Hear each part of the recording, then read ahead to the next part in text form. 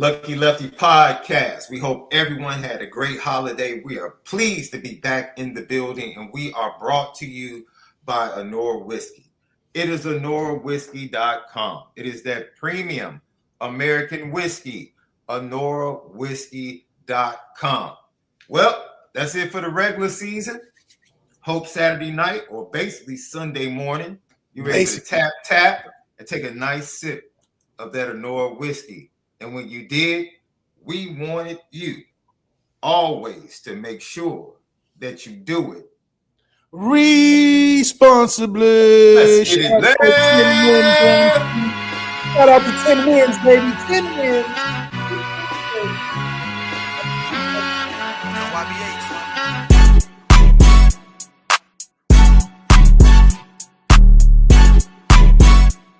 Lucky Lefty podcast.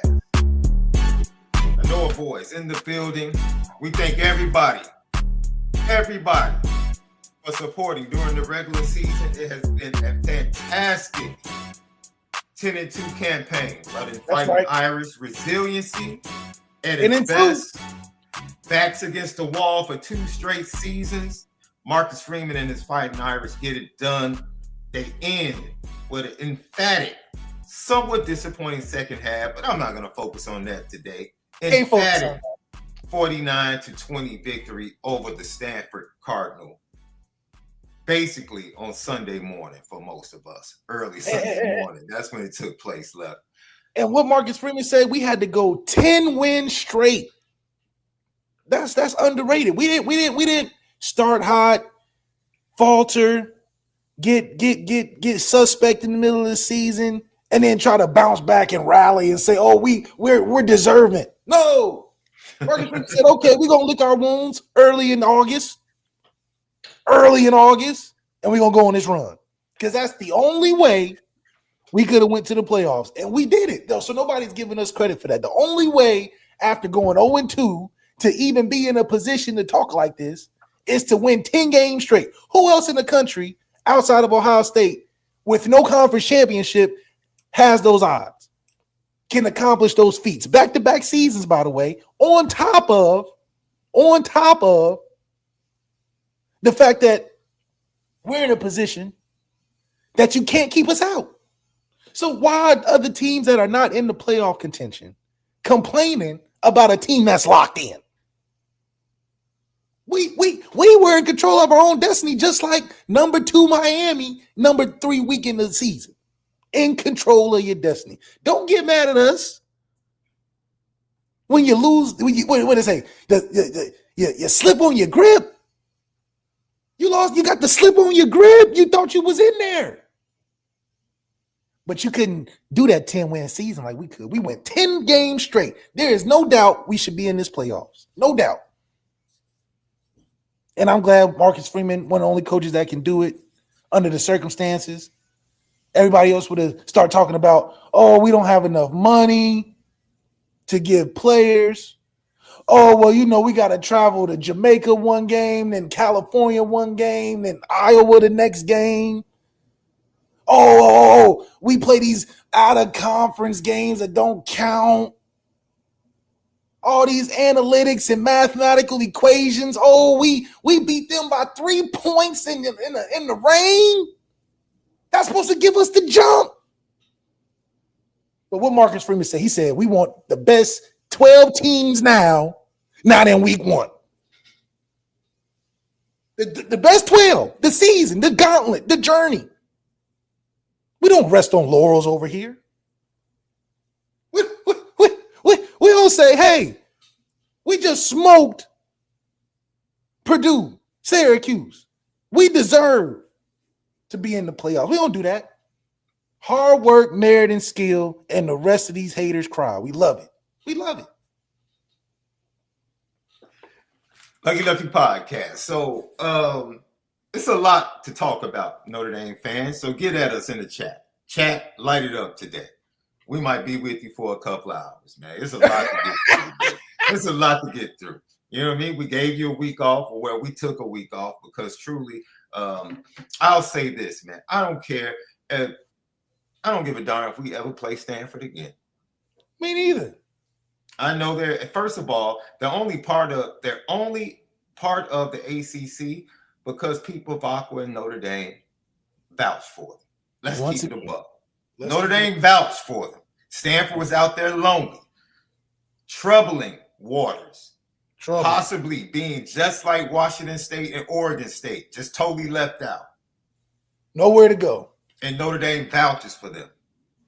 Gets them into the ACC. And then one of your corny players does that crap on purpose. You did that to Jeremiah Love on purpose. Corny. I saw it in real time. I said, "Oh, he did that on purpose." Yeah, it was like because it was too awkward of a play to make for you to do that position. It was like, oh, okay. And I get, you know, you need to get a little edge and I gotta play a little rougher and all of that. But you should have respect as a player. You know what I mean? Sometimes it's like the crazy kid that was talking crazy to Klay Thompson that was on the bench. Man, Klay is like, wait a minute, you got 2 games in the NBA talking about me doing what? You're crazy, you're tripping. You know what? Everybody's coming for Klay because he's with Meg.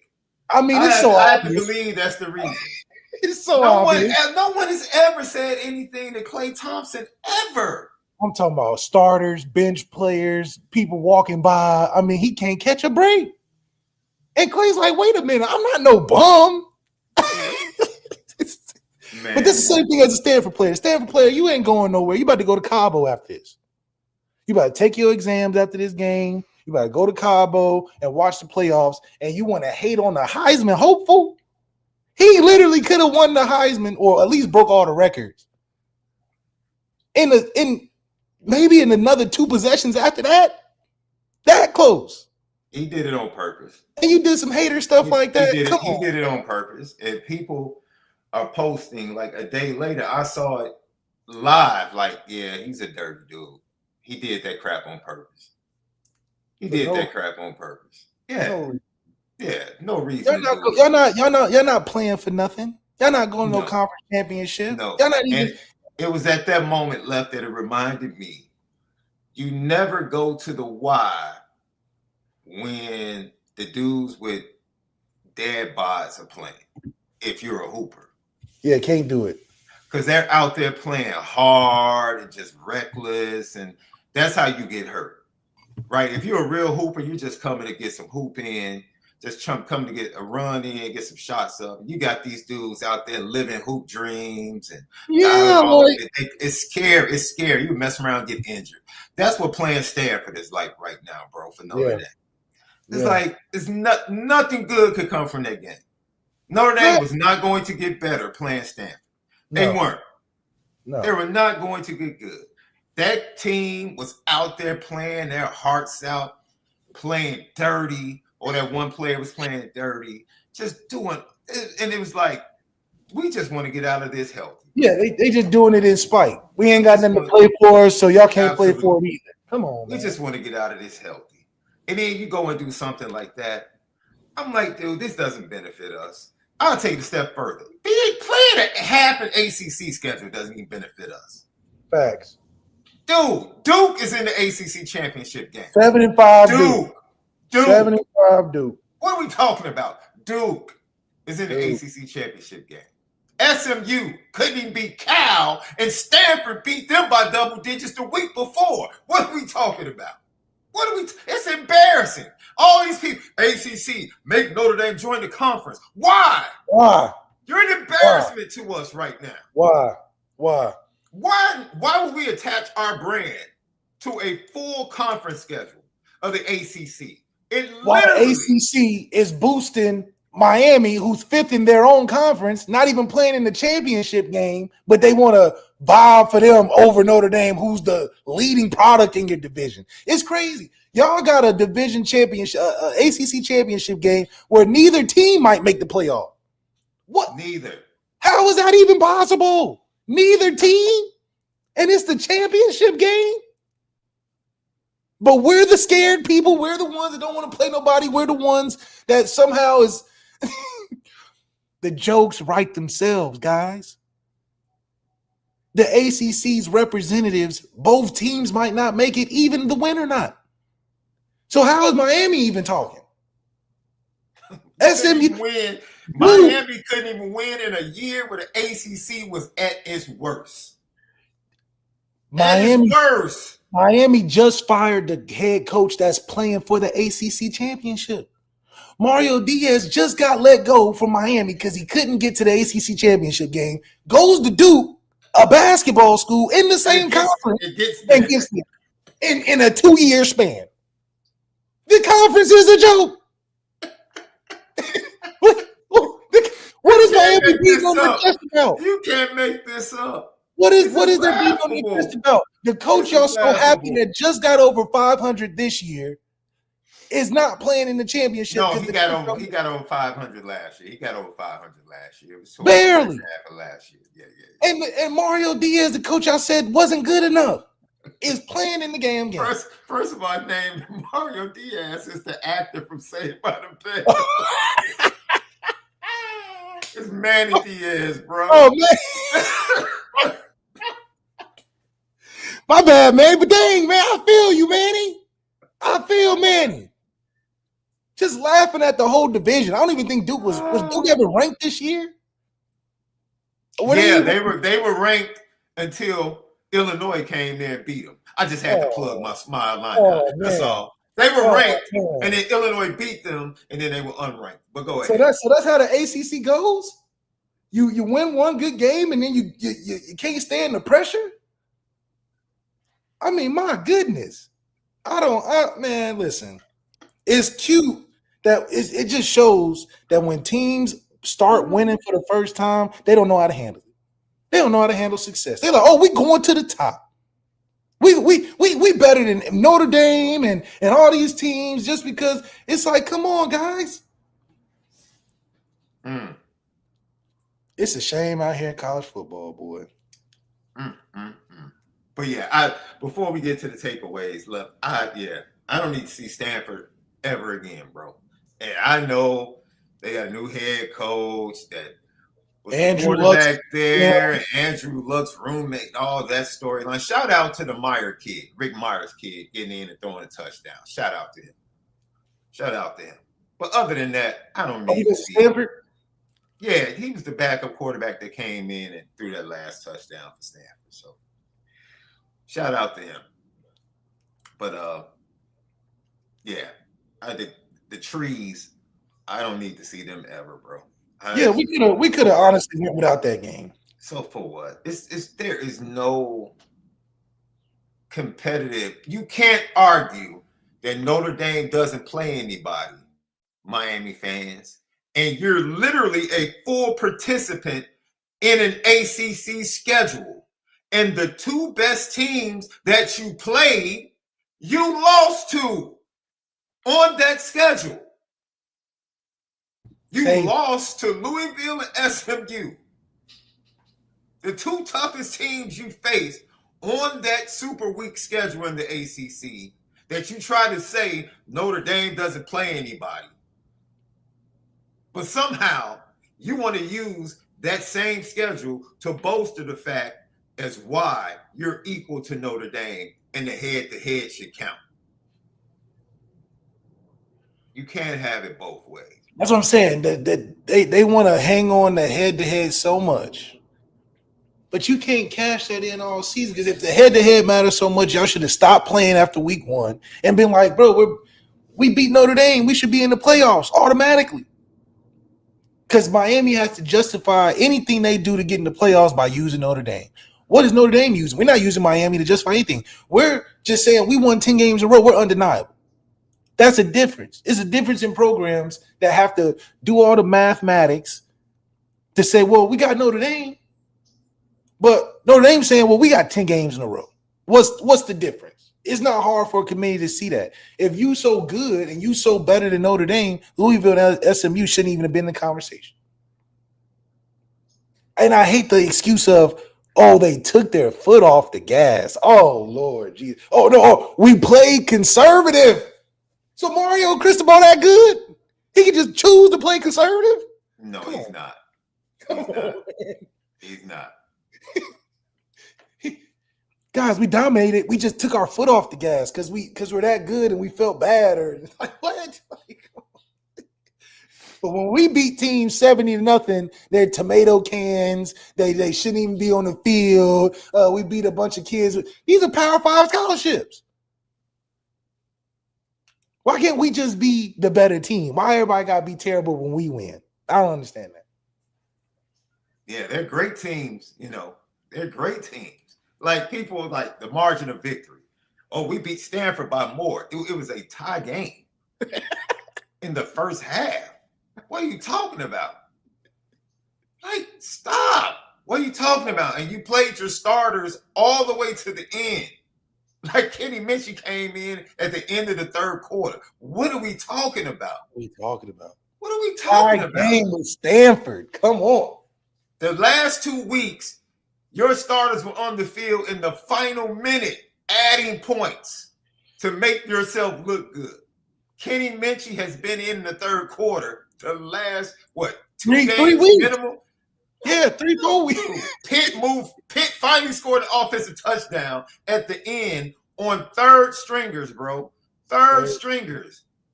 And it took the very last play of the game for that to happen. Like, stop. Like we're dumping out the bench on you guys. Dumping the bench out. Who else is Miami hasn't dumped the bench on anybody this season. But they're so dominant. You know why they haven't dumped the bench out on people? Because they're top heavy. They're 22 loaded. If that, after the 22, it gets scarce. So it goes back to our thing at the beginning of the season. The deepest team goes the deepest in the season. Facts. If we're dumping out our bench 3 or 4 games before the end of the regular season, we're deep. We're ready for a lot of things in the playoffs. But if you're playing your best transfer starter, highest paid player on the team, the wee hours of the game for style points, you're not better than us. You're just not.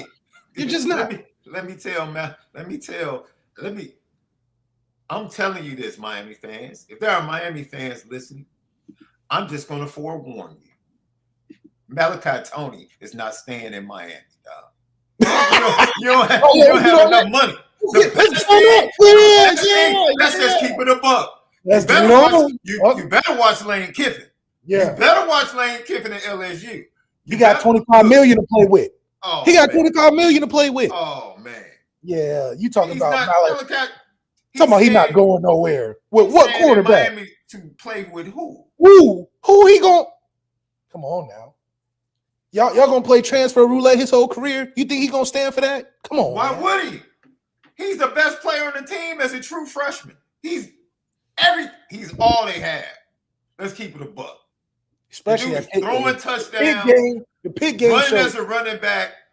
Wide receivers, he's the most explosive running back they got. Right? I was about to be petty and say he's the best quarterback they have. He's definitely the best wide receiver. He got the highest quarterback rating. He got the highest quarterback rating on the team. Enjoy Malachi Tony, bro, because he's coming to the SEC campus real soon. Real soon. Y'all don't have enough money. And it ain't enough love for Miami because y'all ain't winning enough.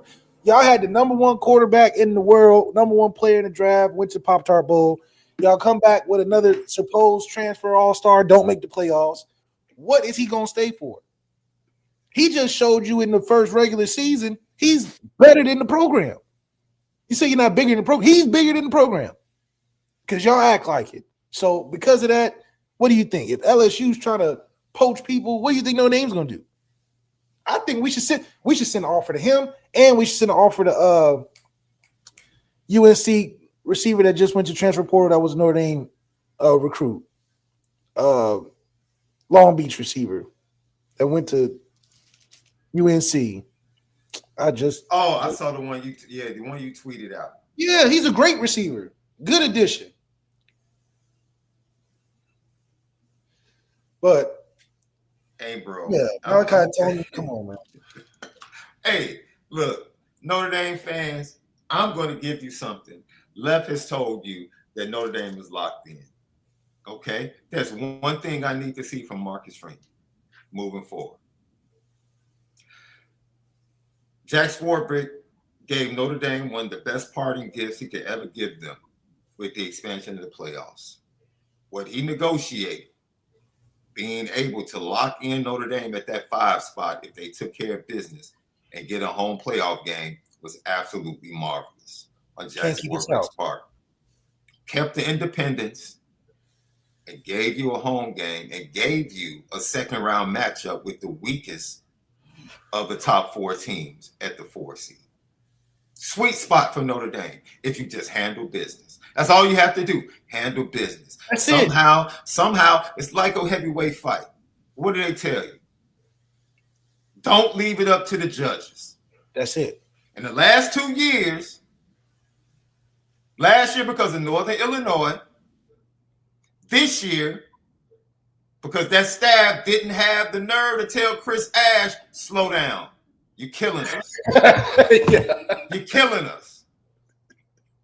You're about to cost us everything. Yeah.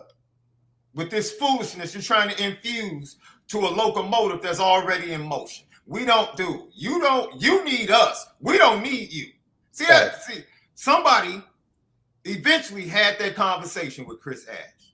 I don't know who it was. But it might have been had the conversation and told him, hey, straighten up. Straighten up. Because we don't need you. You need us. I'll say it. This is me talking. It's one of knock on the doors.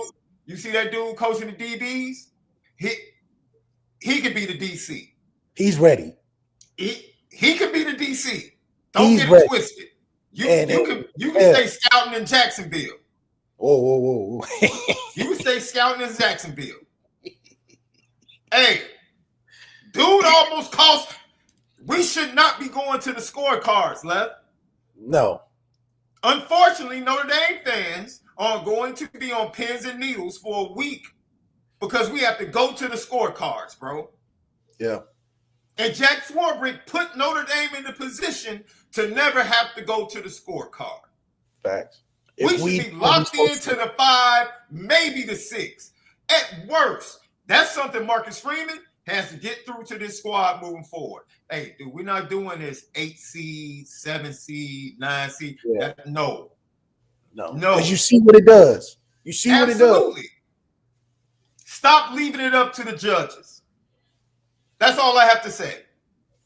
Stop leaving it up to the judges. And if for some reason Notre Dame gets screwed, I'm not going to be mad. They did it to themselves. Yeah, exactly. They did it to themselves. Exactly. I'm not crying about it. We shouldn't have lost them games we lost. It's that simple. Shouldn't have lost them themselves. Because we didn't have to. Sitting up here, got Notre Dame fans watching Oklahoma and LSU. Nobody wants to watch that trash. Definitely didn't want to watch. I started watching first couple drives. Everybody could have been out shopping, enjoying their day, getting ready for the game, enjoying family. Got Notre Dame fans huddled around TVs, watching LSU and Oklahoma. That trash. Trying to see if it's going to impact whether or not we get into the playoff. Handle your business. Don't have to worry about it. Yep. Stop letting it get to the scorecards. How about that? How about that? Because it's already set up. Yeah, it was already blocked.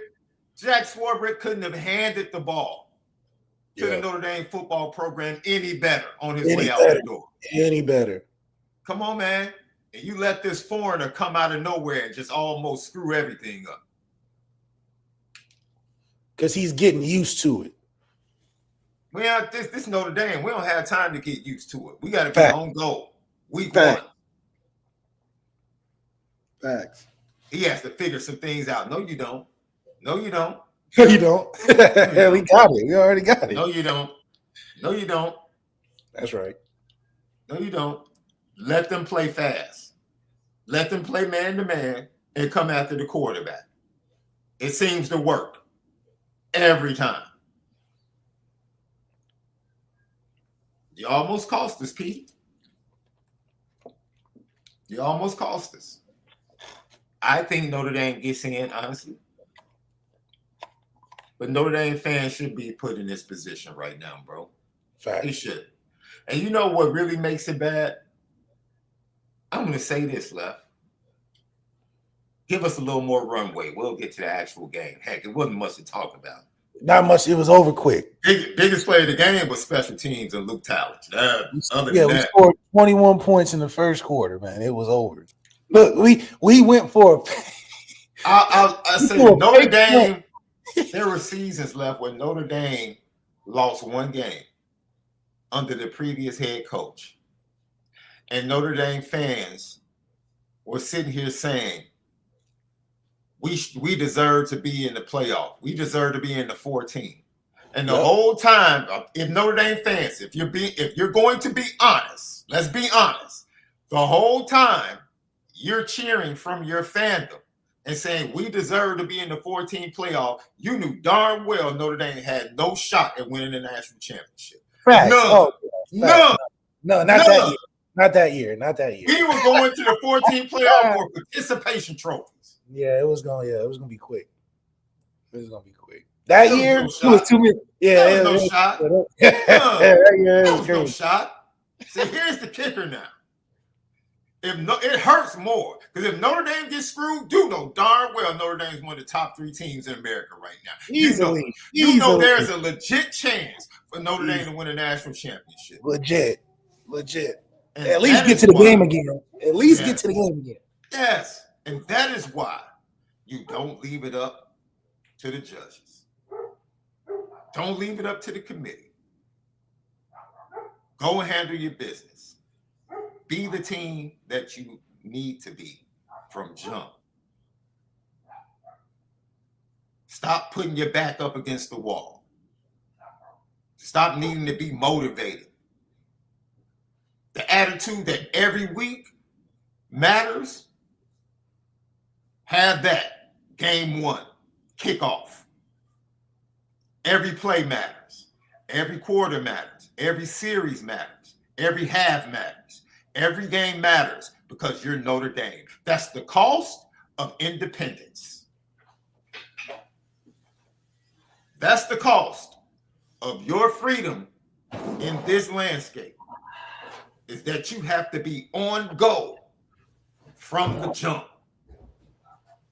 We're not going to be chumps like Steve Sarkisian. Why would we play Ohio State week 1 if we're not going to get in? Hey, you lost 3 games, my brother. What are we talking about? What are we talking about? And almost lost to, who was it, Mississippi State? Look, it's no clue. Either you win your conference championship or you're a really good team that loses 2 games minimum. Or if you're Notre Dame, you lose 1 game minimum. When it used to be losing none for Notre Dame. Everybody knows that's how it's supposed to be, and that's how it's going to be unless another expansion hits. That's it. So you got 3 losses, bro. What are you talking about, Steve Sarkisian? Stop. It took a late punt return, a Hail Mary punt return for your squad to beat Mississippi State. Are you kidding me? And that's what kills me. Then they want to jump to, but we beat these ranked teams in this moment when they was ranked. And don't play math games with us. You took it to the wire with teams you shouldn't have taken it to. And it goes back to why winning with style and winning consistently matters. We had to go 10 games. If we went 5 games and lost to a random team and then won 5 and 4 more, whatever, it wouldn't matter because it's about the journey in the season. If you go in these nail biters with teams where you're supposed to win by double digits, and you come out with the victory, you want to sweep it under the rug, but then talk about all these games that, we beat this by this. It's just too much. If you lose 3 games, like you said, everybody's just on the Notre Dame standard now. If you lose 1, you're damn near out. If you lose 1 game, you're damn near out. Finally, everybody feels like how Notre Dame feels. Because remember, our whole thing was undefeated every season to get a chance. We knew what was it? When we lost to Cincinnati 4 years ago, we knew the season was damn near over. Because Cincinnati just kept winning and we couldn't jump them, but we didn't take care of our business when they came to Notre Dame. So I'm not surprised Cincinnati was ranked in the playoffs higher than us going into it. We didn't deserve it. So, I think we've been in the position of these teams that are crying to get in, like BYU, Utah, Miami, Vanderbilt. We've been there. But what did we do differently after learning that experience? We became control of our own destiny. We said, you know what? We got to win 10 straight, no excuses. We got to win 11 straight, no excuses. We got to go undefeated. Yeah. And we got to do it with style. So, I think we're one of the few teams in America that actually accepts the challenge and stays consistent all year. We are literally, like you said, top 3 teams, one of the, I think, top 2 teams that have literally gotten better every week. And it's good that we are able to see that on an actual scale. I mean, we all know that we wasn't ourselves the first 2 weeks. Everybody could watch it and tell that. We had, what's the name say, Joe Klatt say we the most dangerous 0-2 team around. I've never heard that before. So if we were ranked as an 0-2 team. We said before the games even started that there was no excuses this year because we had the quarterback, we had all the pieces coming back. So everybody knew this is an undefeated or bust season. So like you said, if we don't make it from whatever circumstances, that's on us. That's on us. But at the same time, I think we earned it. If it was so easy to win 10 games straight, all these teams would have did it. We make winning 10 games straight easy to where people say, oh, those were tomato cans. Come on, guys. Tomato cans? I done seen Arkansas give so many teams hell that was ranked. I done seen Arkansas take so many teams down to the wire that are supposed to be so much better than Notre Dame that was ranked. We literally got their whole coaching staff fired and had the fans leaving before halftime. And you telling me we don't deserve to be in that? I done seen Louisville give teams hell all season that we beat. Texas A&M, top 10 because of beating us. But then they lose. So it's like, come on, man. If Texas A&M so good, they should have won every game like we won every game. So no, I don't think Texas A&M is better than us. That's why I'm saying Marcus Freeman has done something where it's so good that we can't even appreciate it yet. But it's about finishing the job. And so I think we've done everything we can do,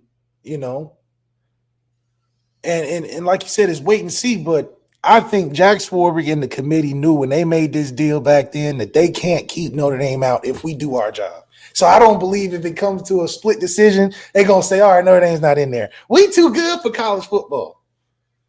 You're going to tell us you're going to have Notre Dame sitting at home with all that money that we can bring in? Or if they do it, it's because we done robbed the bank last year. If they keep us out, it's because we done robbed the bank last year. They start adding up all the numbers at the end of the season and realize Notre Dame made it out and everybody had to split the pot. So, I don't know. I think if anything, like Marcus Freeman said, we've shown that we became one of the best 12 teams in the country through our journey. And that should say more than anything. And remember, we didn't even have Jeremiah Love like Ashton Genty was being used at Boise State. So it's not like we were dependent on the player. I mean, hell, I feel like Ole Miss should drop a little bit lower than what they are because they lost their head coach. We saw what happened with Cincinnati when BK dipped on them the day before the game. They got crushed.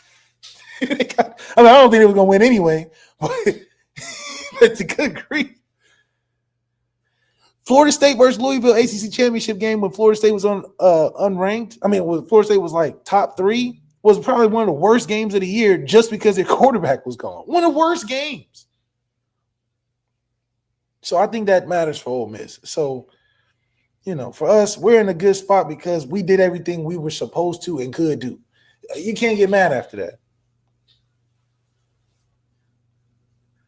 Lucky Lefty podcast. So, yeah. I know Notre Dame, if something apocalyptic did take place for some reason, and Notre Dame is left out of the CFP. I know Notre Dame fans will lose it. Notre Dame fans will lose it and will be well within their rights based on the premise of having the 12 best teams fight it out for the national championship. Notre Dame put themselves in this position. And once again, like people in the chat mentioned, like the refs. Like, I don't want to hit that's the refs. Blaming the refs is leaving it to the judges in the fight. It doesn't even need to go to the scorecards. Stop letting Notre Dame after the first two games. What did they wrecked teams? Notre Dame was wrecking teams, and the refs were still horrible in the games. Still horrible in the games. And Notre Dame still wrecked teams. Came out and took care of business. So the refs, in my opinion, have nothing to do with this, bro. Just handle your business. Handle your business. Handle the business. Just handle your business. That's it. Stop leaving this up to the scorecards. There is no doubt that Marcus Freeman the last 2 years has had a team that is one of the top 3 teams in college football. Everybody can see it. Anybody that watches football comes away and says, you know what? What did John Gruden say when he finally got a chance to see them up close and personal? He said those trenches. Though they're different. They're big. Different. They're big. They're different. Yeah. They're different. What did I tell you, Left, after I saw the first 2 practices? They different. They're different. They're different. Anybody that knows football that has a set of eyes can see that this team is different. They're one of the best teams in college football. It's easy. Yeah, that's even a bigger point. One of the better teams in college football. They have to. You knew that last year. You know it now. But you have to stop. You can't have Northern Illinois. No. You're Notre Dame. You can't have Northern Illinois.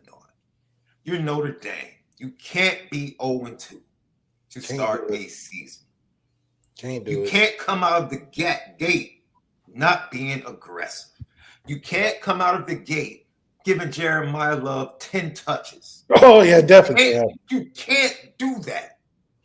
You can't. Especially after the last game he played, you gave him ball 4 times. You can't do that. Yeah. That's self-inflicted wounds. Malpractice.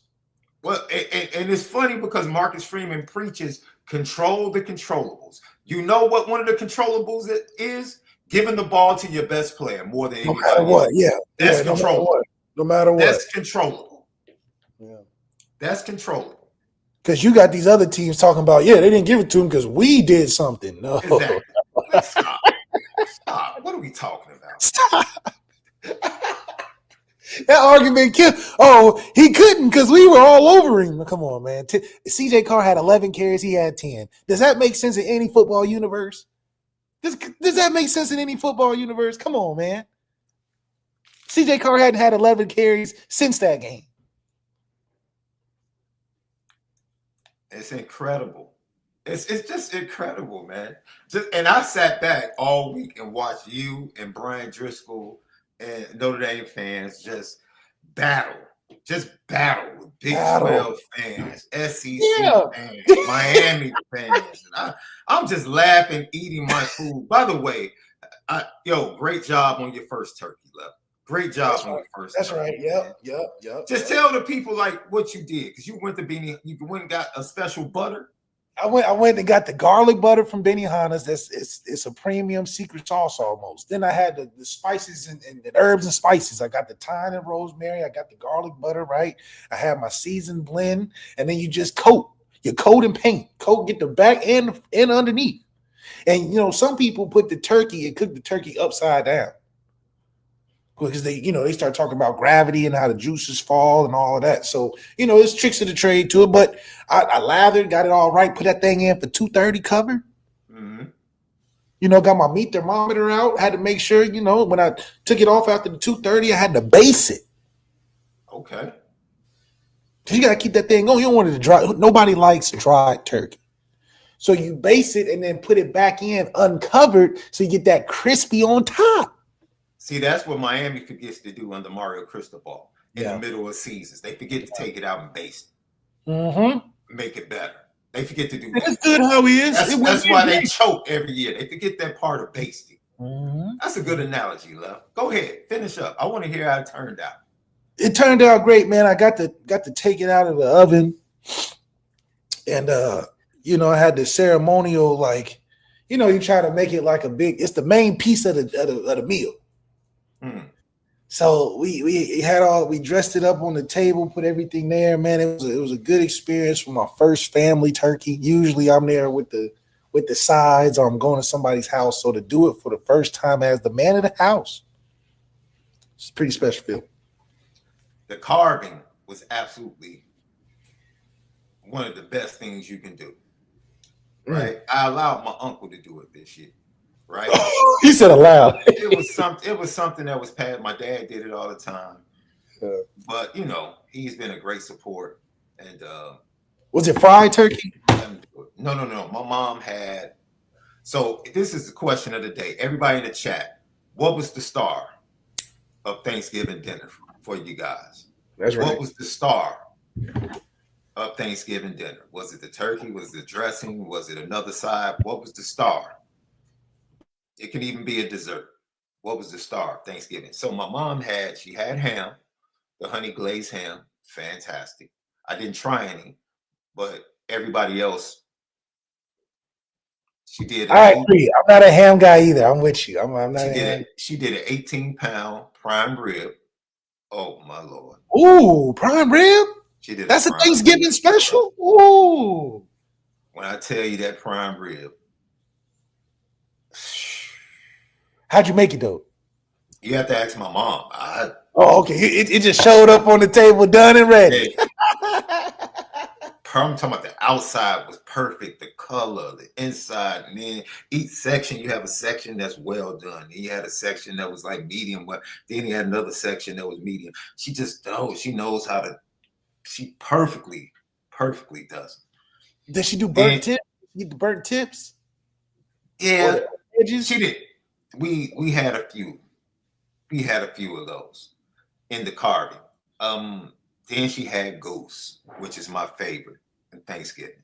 Goose. Now you only have that for Thanksgiving, right? Only Thanksgiving. And goose, see, it's a gamey bird to the taste. It has a very gamey taste. So you have to make sure you season it and prepare it the right way. But it is absolutely fabulous. And then she had the turkey, smoked turkey, off the grill. Wow. And then she had some chicken. She had some baked chicken for my brother because that should be on the side. Yeah. Those, we had 5 meats, but the star,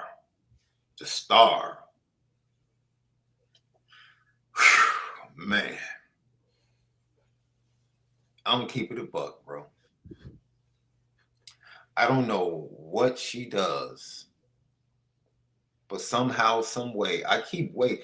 You keep waiting for that moment, kind of like I'm not even gonna give you the runway, short as it would be. You know how you keep waiting for somebody in sports, you keep waiting for the downhill part of their career. You wait to see the slippage. Yep.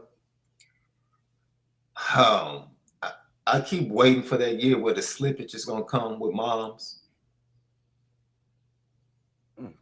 And this year, I just walked up to her afterwards and was like, because she has all week her tooth was hurting. And so they found out she needed a root canal, oh my gosh, last Monday. So we were kind of worried whether or not she was going to be able to cook. So she went to the dentist, emergency dentist, and they gave her some antibiotics. And they scheduled her root canal for this week. And she toughed it out, bro. Everything was so masterful, dude. I told her, yo, we need you on antibiotics every Thanksgiving. Oh my goodness. Dude, I don't know what the antibiotics did, but yo, what you did this Thanksgiving, you have topped just about every other Thanksgiving we've taken part of. Wow. She smacked, and she cooked more than she ever did, bro. More than she ever did. More than she ever did. More than she ever did. She baked 12 sweet potato pies, bro. 12. Because all the men in the family get their own individual sweet potato pies. Oh, right, yeah. Wow. She made 12 sweet potato pies, bro. Crazy. The pound cake. Then we had a lemon bundt cake. Oh man, she did mustard and turnips and collards. Dude, we had a pecan pie. We do. And hey man, she's the best. That's all I have to say. Man. Indy Milk fan said they did a prime rib too. That's what's up. How many pounds, Indy Milk fan? Cranberry sauce. Time cone 57. Roy Finger said mac and cheese and his mother's recipe for sweet potato pie. That's what's up. Let's see. What else was the star? Pecan pie. Somebody else. Ooh. A100 indeed. Mom's lemon meringue. Lemon meringue is a low-key, underrated dessert, bro. Because the meringue has to be on point. That's it. But the meringue has to be on point. Everybody can do that. Yeah, not everybody can do that. That meringue has to be on point. But if that meringue is on point, and then you have like the little lemons peel joints kind of like in the lemon. Ooh, man. Hey. Yeah. Yeah. I had key lime pie. That was my favorite. Key lime pie, but it's got to be real key lime pie. Right? Because if it's too green, that's not the natural color. Yeah, if it's too green, it's not natural. Yeah, it's not natural. Yeah. You see a Kelly green lemon you got to question it for sure. Key lime pie, you question it. Absolutely. Super chat, Gavin Schmavin 44. We thank you, my brother. Miami fans say they're the U, yet they forget Duke has more ACC title appearances. That's wild. That's wild. The dude they fired just got to the ACC championship game. That's wild. Desippy 20, thank you for the super chat. We appreciate you so much. Hope you and your family had a great holiday. Miami can stop talk officially tomorrow night when the rankings come out and they see that they are still 12th and Indy is 9th. Can't pass Indy when both teams are idle. Even if Bama wins the SEC and BYU loses the Big 12. Desippy, I couldn't disagree with you more. Yeah. Luke, Breeding, 5226. What's your overall thoughts on Denbrock's play calling this season? Go ahead, Left. That's a perfect segue into your thoughts on the game. Go ahead. Well, I think, we said before the beginning of the season, you have ample resources to go about a game plan. And the thing that makes it hard is that we're one of the few teams that has so many options. So that can be a challenge for any coordinator of having too many goodies, too many sweet things, you get sick. So having a balance of being able to find identity, which I think we picked up on towards the end part of the season, as opposed to the beginning, where the first game we were calling whatever, in my opinion. We were just calling plays. We didn't really have an identity. We didn't have a go-to. It was just, we're going to run these first 15. Throughout the season, obviously, players started to step up. We started to see that mix of just Jeremiah Love and Jadarian Price they really took over themselves, and that became the identity.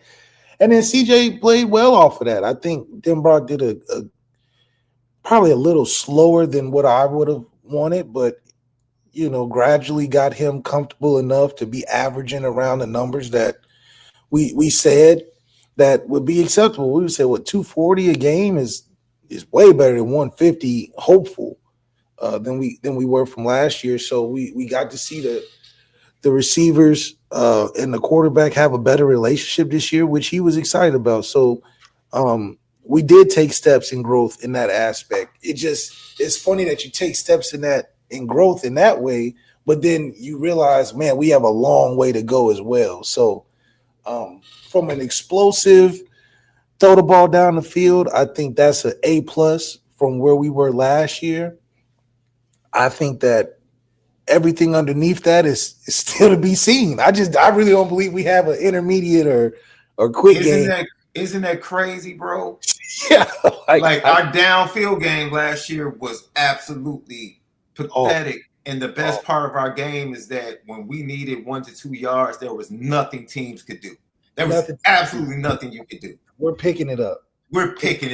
It goes back to the first drive against Ohio State. Like, they literally just lined up and were like, we're running Riley Leonard. And it's nothing. We're running Riley Leonard specifically. But there was no counter off of that. There was no counter, and we had him tired after the first possession. Absolutely. Now he was literally done after the first downfield game. In the passing game, downfield is absolutely dramatically better. And all of a sudden we can't get a yard. Can't get short yardage. It's crazy. It's really crazy. It's almost like, can we have both? Can we get greedy and just have both? Yeah, and that's what you would expect year 3. Year 3, you see the marrying of the two happen. It just, unfortunately, we had two extremes the first 2 years. Denbrock's coming in with a guy that is limited, then gets a guy that's unlimited in aspects, but is limited in the ways we were successful last year. So as an offensive coordinator, you're like, I think that's why identity is even better, because regardless of all of that, I'm Jeremiah Love and Jadarian Price first. I think that would have stabilized the offense through those first 2 years with Denbrock, is if we just said, listen, Riley is a compliment to what we're doing, not the main course. CJ's a compliment to what we're doing with Love and Price, but he's not the main course. And I think Denbrock's wavering of that appeared to be the struggles that we faced in the 2 seasons so far. The first 2 games, it was all about CJ. CJ had to get it done with his legs and arms. That's not his first game. I wouldn't put that on him, but that's what we did, and we wasn't successful. We went back to what the bread and butter was, and we started blowing teams out. The first 5 games of last year, and even the whole year in aspects, it was about Riley Leonard. And for Jeremiah Love to have such a difference of a year where he's going to New York, last year, I think he was underused then. You just don't have – in year 3 with Jeremiah Love, if he's at the Heisman in year 3, year 2 should have been closer to that as well. So I think our realization of where the strength and identity of our offense was, that Denbrock got better with that because it was just so apparent. I think his struggle in these playoffs are going to find a way of mixing around an intermediate pass offense and find ways to be creative in the run game. I'm watching the Bears every week draw up different ways to run the football. It's amazing. And it's crazy because a lot of what the Bears are doing is what? Under center. So for you to have questionably, undoubtedly, probably the top 2 back in the country, and he never goes under center, that's like working against yourself almost. You know what I mean? What top running back has ever not had a good amount of reps from the quarterback under center? And Jeremiah Love to be doing that strictly out of shotgun. Hell, we even went direct snap with him a couple times. It's just, I guess it's Denbrock's way of doing it, but I think we could have made it a lot easier on ourselves as well, though, too, So I think our struggle still exists going into the playoffs. If a team plays like SC, where they're like, CJ Carr is not going to beat us today deep. Do we have the discipline to call enough runs to be effective, but also give CJ something to work with? Because we were throwing deep with 2 high safeties all SC game. That's why he had a pick and it wasn't going well. He couldn't find his guys. We had nothing underneath. Nothing. What did SC, Miami, and Texas A&M kill our defense with? Crossers, underneath stuff. It wasn't even a bunch of deep things. Miami killed us underneath. So I think that's where our offense has to get to in some form or fashion in the playoffs, because I don't believe we can skate by how they're putting some of these games together, who we're going to be playing the playoffs. I don't think we can skate by having CJ throw for 90 passing yards. So I think Denbrock's offense has to be centered around, obviously, our 2 running backs, but you have to find that third element to the offense. We know we can run. We know we got deep shots when they're available. But the third element of the offense is somewhere involved with CJ Carr, an intermediate to short passing game that's consistent if the run was ever not to be consistent. So I think Denbrock is it's crazy. He's got to mix this year's playbook with last year's playbook. But coming into this next year, it's got to be focused around CJ, period. CJ needs to be in the 4,000-yard range next year, 40 touchdowns, because that's the transition. I think that we'll still have a good running game, but I think we go further with a consistent quarterback growing and mastering offense. That's some lofty numbers you're putting out there for CJ, boy. Well, he had 27, 28 this year, but he would have had 300 if he just didn't sit down for like quarters. Oh yeah, I mean he's taking 4 or 5 quarters, a good amount of time off, but he should be in the 40, 42, 4,500 yard mark next year, for sure. And that's all things being considered. If they just weren't crushing teams, he's probably like we weren't 3,400. Yeah, he's probably like 3,400 for a freshman. And this is for a freshman, first-time starter. And then you have a tremendous run game. I mean, think about all the plays he had where he's throwing swing passes and handing it off, and we're scoring 90 and 80 and 50 and 60-yard touchdowns. So it's like he's playing well with the luxury around him, but, CJ's growth as well as Denbrock's growth for having a developing offense, your quarterback got to be on point and your offense has to be around that, Or we're going to be like Baltimore and just can never get it right. Get it right. No one wants that. No one wants that. Lucky Lefty podcast. We'll get to the rest of the GTB questions, but that was a perfect transition to talk about the game a little bit.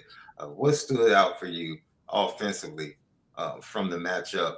Of course, Jeremiah Love being injured. You kind of touched on it with just the depth.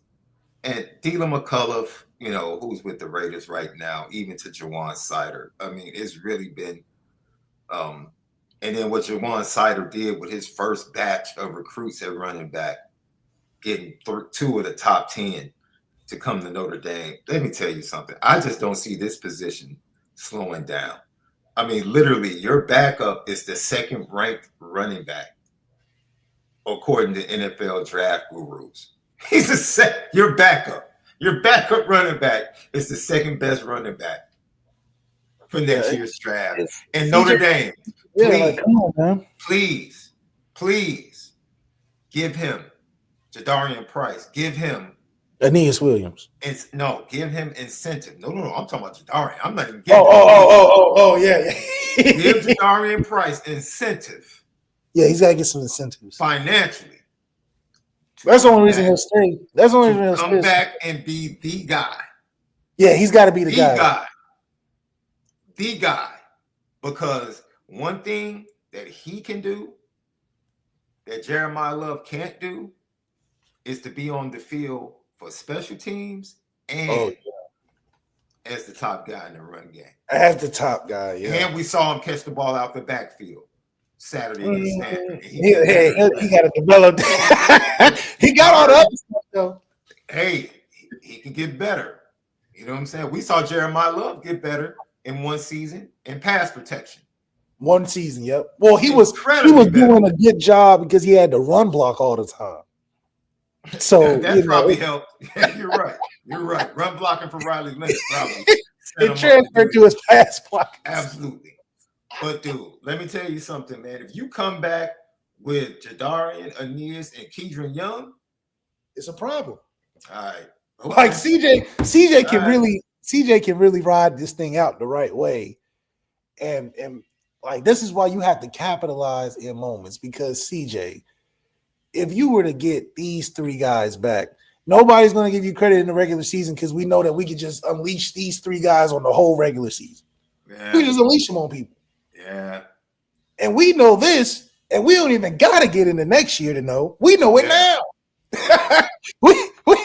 we know it. We know Aeneas just ran a 56-yard touchdown yesterday. So we know that the run game is going to be in great shape, even with Love leaving. Can Missouri say that? No. I just had to throw that out there. But we got a run game that's probably consistent, if not the same, coming back next year. So CJ, if he do it right, man, what? CJ can really go crazy. Because who else outside of probably Julian Sand right now will have a run game while he's at school? Like quarterback's dream. Quarterback's dream. Who else got a consistent run game where you're like, man, if I suck today, I can just hand it off and we can still beat you by 3 touchdowns. Yo, and I'm jealous, man. You know why I'm jealous?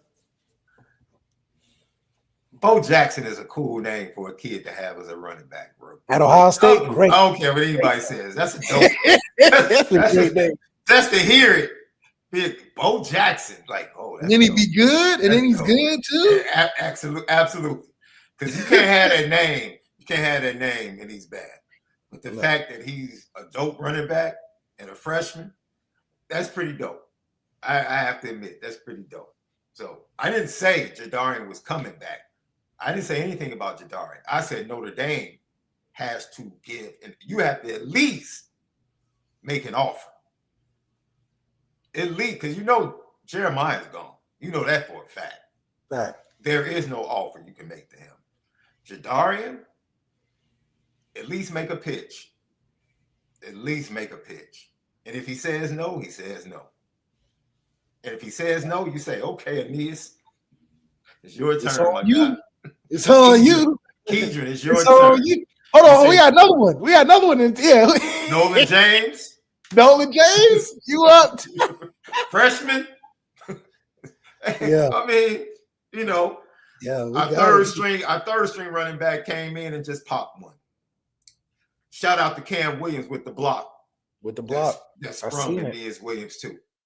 Cam Williams he's coming along. He's starting to get his reps. Elijah Burris got his reps.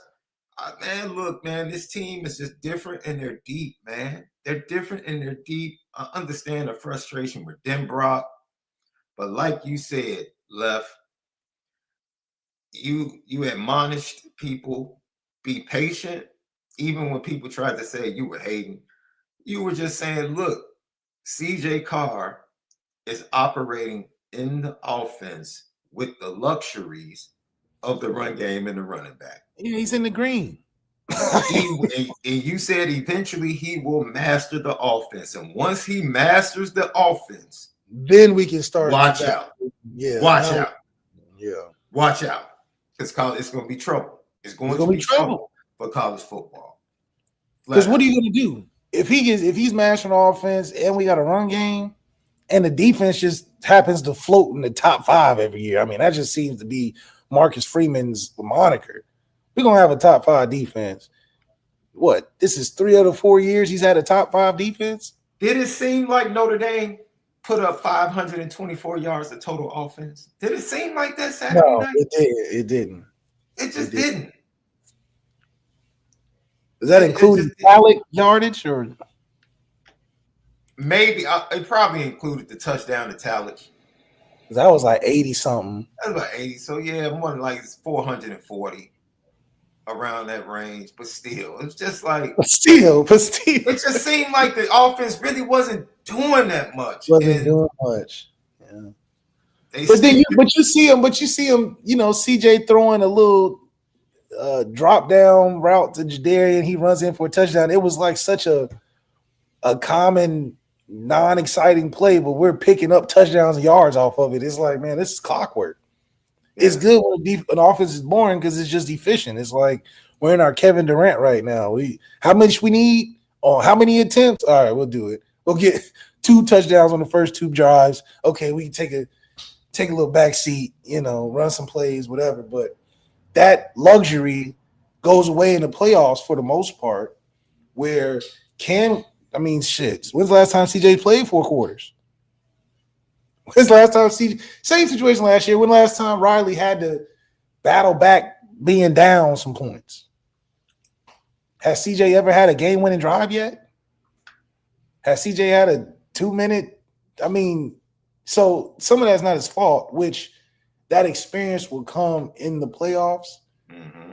Will he be ready for it? Is something to watch. I can't tell you he will be because he's never had to. A lot of what our offense is going into, we've never had certain challenges that 90% of the playoff teams had. Texas A&M, Marcel Reed has to do a lot. Now, he put himself in that position, but he had to do a lot to battle back. And even in Texas, it wasn't enough. So it's hard when you have no consistent run game. For us, if CJ's having a bad night, like USC, we'll just have Jeremiah Love run for an 80-yard touchdown. What great options is that? So the only team that, once again, puts us in a position where CJ's got to win it and we're uncomfortable offensively because we're close in points or we're down late is Ohio State. And unfortunately, CJ has never been in that position until he might get to the championship and see it. You know what I mean? And to be honest, I'm gonna keep it a buck. I'm going to keep it all the way funky, bro. Ohio State looks good, bro. Oh my God, they look in the snow. Them jokers look good, bro. Defensively, across the board, them jokers look good, bro. Across the board, D-line looks great. And like you said, now they got a running game with Bo Jackson. It's like, okay. And the other running back's nice too. The other one, he got a good name too. It's Bo Jackson, and the other one's a good name. Oh, the Donaldson kid, the transfer from West Virginia. Yeah, they got some, man. Yeah. Look, man, you tip your cap. Like, hey. I hope we are in the 8-9. Because I would much rather catch Ohio State in their first playoff game being off for an extended period of time than facing them in the championship game when they're on all cylinders. That's me. I would much rather face them early in the playoffs. Now, if we beat them early in the playoffs, they need to give us a championship right there. Because who's beating them second round? Like, come on, man. Who's beating them second round? If it ain't us. Man, look, I'm telling you, man. You let them get on a roll, bro. Man, they so good. They can start. What did we see from the top 4 teams last year? Because remember, Ohio State had a first-round game. They had a first-round game last year. Right now, Ohio State is like pizza. They good cold or hot. It don't matter how you serve it up. That pizza is good. It's like what you just gonna have to. It's gonna be a tough day. But tough. I think if we have an offensive identity and we stick to it, not get to the game and do stuff that nobody's ever seen. Like we're famous for that. Famous. If we actually had a game plan that looks like we have seen it before, we might make it a closer game versus Ohio State. I knew after that first drive versus Ohio State, we had nothing after that first drive. Because I'm like, we have ran all the plays you can run. Literally all the running plays. Yes. I'm like, what? We gassed out first drive. So I'm like, if we can put an actual identity and game plan and stick to it, we can probably get in a shootout with Ohio State. A shootout.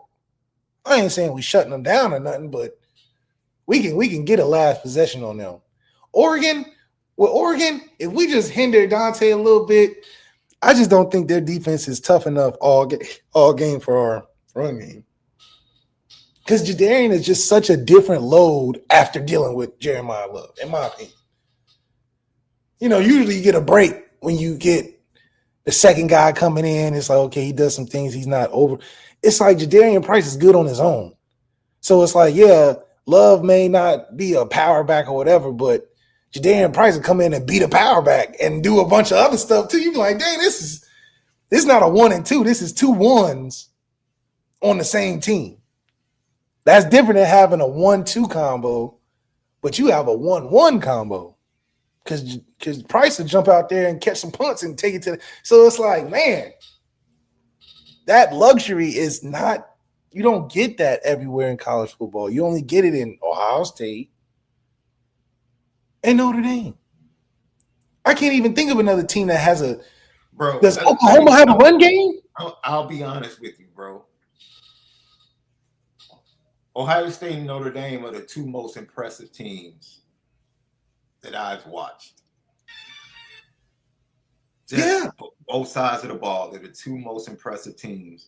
From a week-to-week standpoint, not you play a good week and fall off next week. We saying week to week. Like you said, I'm going to keep it a buck. Dante has been impressive lately because he's made, going back to the Penn State game, he didn't make plays when they needed late against Indiana. That's when he threw his interceptions. But outside of that, when that team needed Dante Moore to make a throw, that dime he made in the snow against Iowa. Ooh, that was nice. And it was on a rope, too. It was on a rope. Like, he after the injuries, he's kind of saved their season, bro. For sure. Because they lost Corian and the other receiver. They lost 2. But you watch games against Iowa and some of the other games, and you say to yourself, it's just something you can get missing that's keeping them from being on that same level. Yeah. Indiana. I just think we got them. I just think mentally we got an edge. And look, I'm not sitting here saying I'm picking Ohio State to beat Indiana. I just want to see Indiana face somebody. Yes, I want to see. They play Oregon, but I think Oregon is pretty much. I think Oregon, like you said, they're a better team than Oregon. Indiana, I would say that this year they're a better team than Oregon, but I still don't think they've made that jump. No, because they don't have enough star power. Mendoza's good, but they don't have enough star power all around. They got good players. They don't have enough star power. And their injuries. It comes down to what they're going to look like. What their injured list is going to look like in that game. In the trenches. Yeah. In the trenches. If they're healthy in the offensive line, they're going to have a shot. Mendoza is a really good quarterback. But like you said, I think Julian Sand has a lot more to lean on than Mendoza. What? Yes. A whole lot more to lean on. You got Carnell Tate, Smith, the tight ends are good. Did you see the double move Jeremiah Smith put on? Oh man, it was literally the same route he ran on Christian. Christian, yep. And once again, the fact that Ryan Day on a 4th down says, "Hey man, I'm throwing it deep to my best player." 4.5 a yard, and this guy Ryan Day is like, "Oh, we going to 4." But you gotta think, you gotta think though. Most teams in short yardage are going to play you man. And he's like, I have 4. He's better than anybody that you got. And I know you're going to play me, man. That's the thing. It's not like, because who's silly enough to go too high on short downs against Ohio State who can run the ball? No, it's an obvious man-to-man. And he's like, I have number 4. That's all that call is. That's all that call is. It's like, bro, you're man-to-man press. Even if I don't get it, I'm going to throw it over there. Like, what? He's getting $4 million a year. It's not too cold. Well, it was a snowstorm. 4th down, and he's throwing it to him.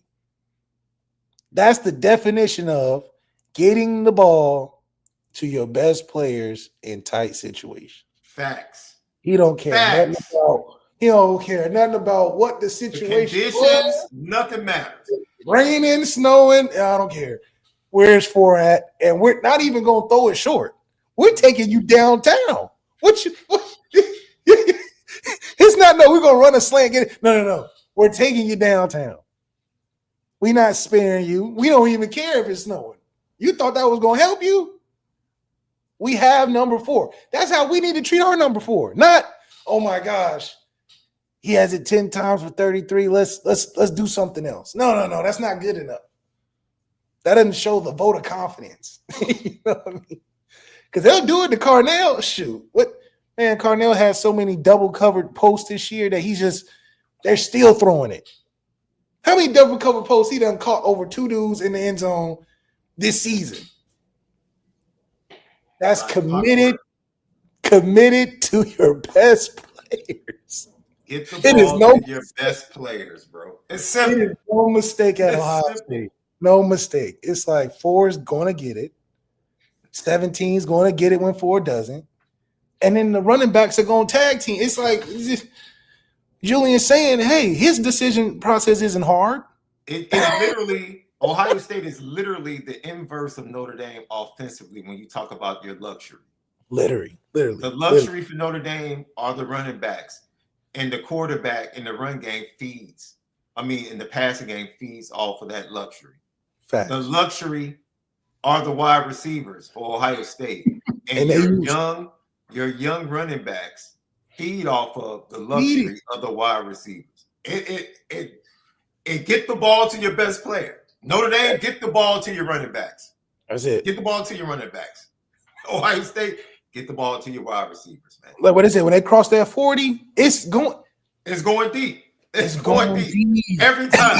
It don't matter what scouting report. They get to their 40, their side.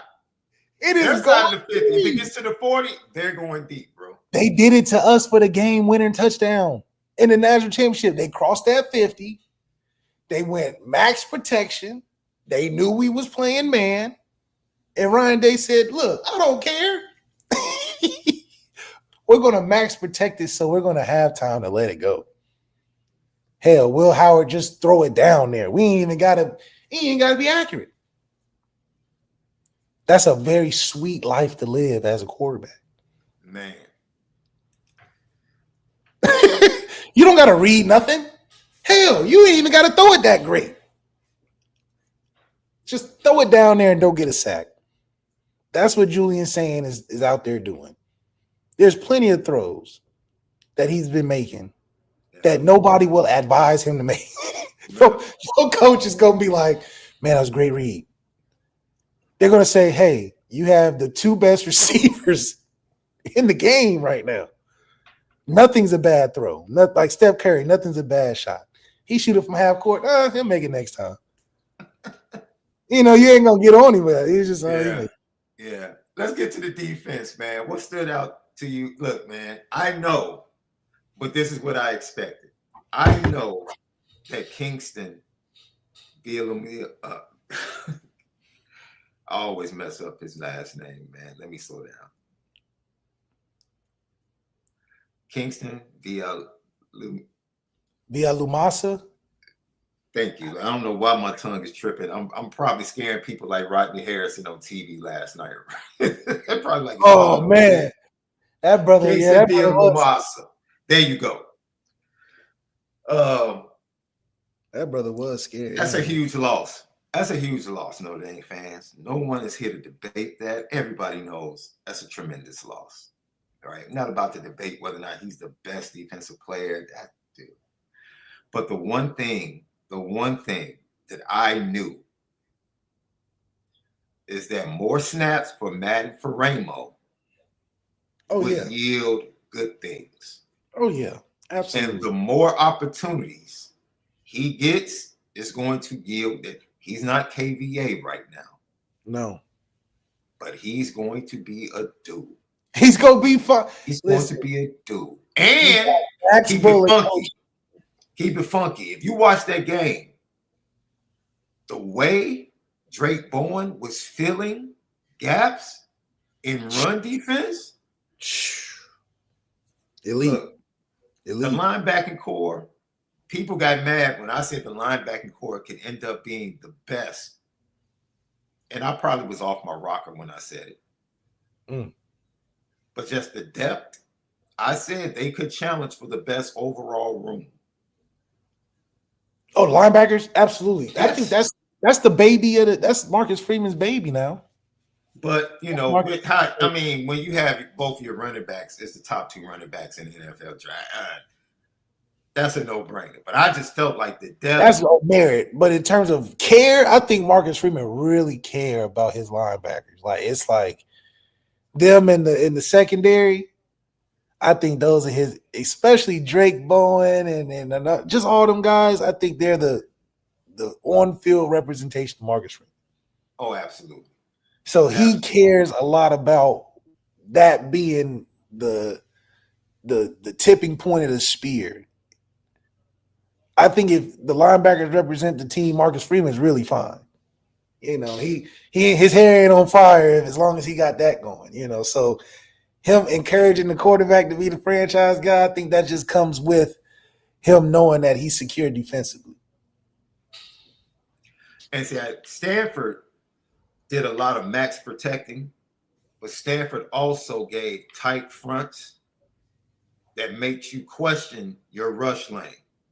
Right? When you run in 12 personnel, sometimes 13 personnel, it's like, okay, I know normally I have this gap, but it slows you up just a little bit. And you saw Notre Dame wasn't really able to create the pressure that they had been creating previously.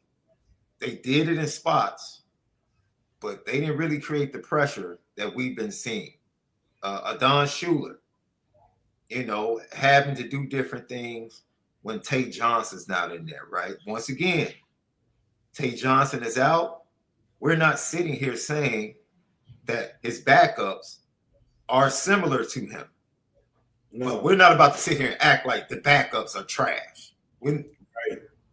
All Luke Talent makes plays. Scored a touchdown. The dude scored a touchdown. All he do. That's all he does every week. He's make plays. He makes plays. He might not be Tate. He's consistent making plays as a backup. As a backup. How many guys can you find in college football as a backup always making consistent plays to the point where the head coach is like, that's my guy, that's my utility guy. Yeah. A backup? You that glowing on a backup guy? A guy that you wouldn't start, but you got him doing everything else. Man. So that just shows you we got real talent mixed with guys that really can play. They just gotta wait their turn. You know what I mean? And hell, Talent may have to wait his turn next year too. Competition thick in the secondary, but that's, you know, it'll be interesting. I loved about the defense that guys that we depend on show up every week. Leonard Moore, Pitt, Adon Schuler coming down smacking stuff like he did against Pitt. D-line, Traore showing up. So as long defensively, my whole thing is as long as our star best players that we depend on are making plays, then we're good defensively. If they're showing up, I can remember the defensive plays and remember, okay, Adon was there, Drake Bowen was there. I remember seeing Luke Talent was in there. Okay, those are our main. Okay, boom, we're good. If I can remember the plays they had, specific Don Schuler flying down, smacking the running back. Okay, he's there. I know we're good defensively because enough if those guys show up in memorable plays, we're most likely having a great day defensively. If I don't see an Adon making a hit, it's probably a close game. If I don't see Leonard Moore getting a pick or something close to it, it's a tough game. If I don't see Christian Gray in the mix somewhere, getting a penalty or making a big play, something's going on. Oh, Drake Bowen, so Drake Bowen not getting TFLs, something's happening. So as long as I see some of those indicators defensively, because other than that, you just judging a team that's giving up 7 points every week. It's going to get boring. And look, bro, I told you this. One thing that upset me is that early in the season, I said Notre Dame is one of the easiest teams for an offensive coordinator to prepare for. And it had nothing to do with their talent. It had everything to do with you knew what Chris Ash was going to call. Facts. Second down, they're going to be in zone. Literally, they get a sack or a penalty. And it's 2nd and 15 or 2nd and 16. And all of a sudden, the linebackers are dropping 10, 12 yards back. Tight end catches the ball right in front of them, makes it 3rd and 2. And I'm like, what are we doing? Dude, they can't separate from man to man. Why are you giving them easy throws to make 3rd down manageable? Why? Right. Why when you have superior talent? Why? Much closer. You keep doing it. And eventually their OC caught on and they started to take advantage of some things. And then when they got 3rd down and 5 manageable, they would go to their crossers. Notre Dame would miscommunicate, and then they would get some plays. Yeah, it is just like Chris Ash, bro, was doing a good job of breaking tendencies and getting into a bag. And it seems like he just got bored and just went back to his original game plan. Like, all right, 1st down, we'll be aggressive. 2nd down, we're going to fall back into this zone, a non-aggressive zone. And then 3rd down, we'll try to go back to our man-to-man and make a play. And I'm just sitting here like, bro. And then it just seemed like Notre Dame players just got disinterested. Yeah, that's really what it was. Late in the game defensively. It was just like, is it over yet? Is the clock running yet? I mean, what we here doing, man? It's 10:30. I'm tired. I'm trying to get out of here. Ain't no fans in the stands. You know how that goes. Ain't nobody out there. That was just absolutely. And the stadium's small. So it's like you can see nobody there. Yeah, what's the capacity? Like 42 or something like that? 41? You'll look around and feel like a high school game. And then for nobody to be showing up is even worse. So it's like, and it's late. Shoot, man, it was all the reasons for somebody to be disinterested. I'm just glad we stayed healthy getting through it for the most part. Nothing too bad with Love, but he'll be all right. We ain't got no conference game. We really just chilling right now. It's crazy, man. We won't play for another 3 weeks after this. Like, yeah, we won't play for like 3 weeks. Which is crazy. Somebody asked in the chat. Yes, I still stand by. No, I do not. Let me clarify. I do not think CJ Carr is going to figure everything out. He's not going to figure everything out until he masters the offense. What I said, or what I've been saying, is that he will have seen everything that defenses have tried to confuse him, to take away the run game, to take away the deep passes. He will have all the answers to the test. Because there's only so many ways you can attack the Notre Dame offense. So you can't let the running game get going. So there's only so many. He has all the answers now to focus on for 3 weeks. All the answers. That, I do think, will allow him to play much better. I do think that will allow him to take another step forward in his game. I think I saw a couple of slant passes. Elijah Burris, he had a quick read on a slant to Elijah Burris on like a 3rd and 8. Beautiful ball. Beautiful ball. If Elijah Burris just catches it, he gets upfield, the drive continues to go. He drops the ball. That was a beautiful read. That was a pass that was really tricky because usually he was high on balls like that early in the season. Maybe a tad bit late as well. That was a beautiful ball in between the zone by CJ. Beautiful. Elijah just dropped it. And so I think that he's getting the ball to the running backs out in space as well on the checkdowns instead of just hunting the deep ball. We've seen that the last 2 to 3 weeks. We saw him use. He got picked off against Pitt because he was trying to hit the in route by Eli Raridan over the middle, intermediate. So those things are coming. Those things are coming. You give him 3 weeks to really lock in, get in the lab, watch film, and then focus on one opponent. Yeah, heck yeah. I just wonder what that next team, like you said, Love, what is he going to do when a team takes the odd approach, which is we're going to let the run game deal with our front seven and our safeties are going to stop the deep passes. That's what USC did. Somebody else might actually try that. Somebody else might actually believe in their front four and their linebackers from a talent perspective in the playoff and say, we're going to live with that. And we'll see if CJ could carry the day. They asked, like you said, I think you pointed out a little bit earlier, Riley Leonard, can you come from behind and win? He answered the bell against Penn State in the Orange Bowl. The same applies for CJ Carr. Like, he hasn't led a 2-minute drive. He led one in the fourth quarter. It wasn't a 2-minute drive, but he led a fourth quarter comeback drive to tie the game up. Can he go win a game late when he needs to? Can he make the requisite plays? That's something that he's going to have to answer. But I think he'll be ready. I do think he'll be ready. I do like the way that Jalen Stroman has been playing. Yeah. Oh, man. I wanted to comment on that because you're right. You're absolutely right. In terms of just improving, he went from a guy that was a chicken with his head cut off to a heat-seeking missile the last couple of weeks. What was it? He had a pick, a forced fumble, a tackle for loss. Like, he was doing great.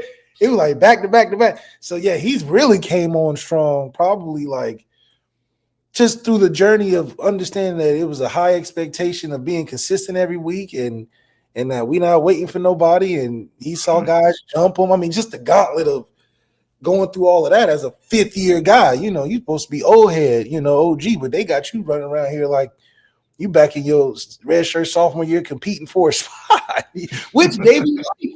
It looked like it gave him life because he out there playing like, I ain't getting off the field no more. Y'all done tried me, and I get it, but hey, I'm still here too. So I'm really excited how he's been playing.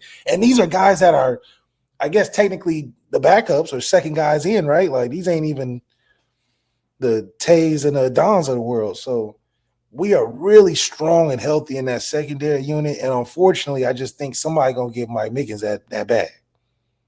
We ain't the only ones seeing all this greatness now. Like, somebody going to, I'm talking about it's going to be right as soon as that last game, his phone going to be off the hook. Probably off the hook now. He just keeping it under wraps because Marcus Freeman's his boy and all that. But Marcus Freeman damn near almost has to give him the DC job to stay because he's going to get a DC job somewhere.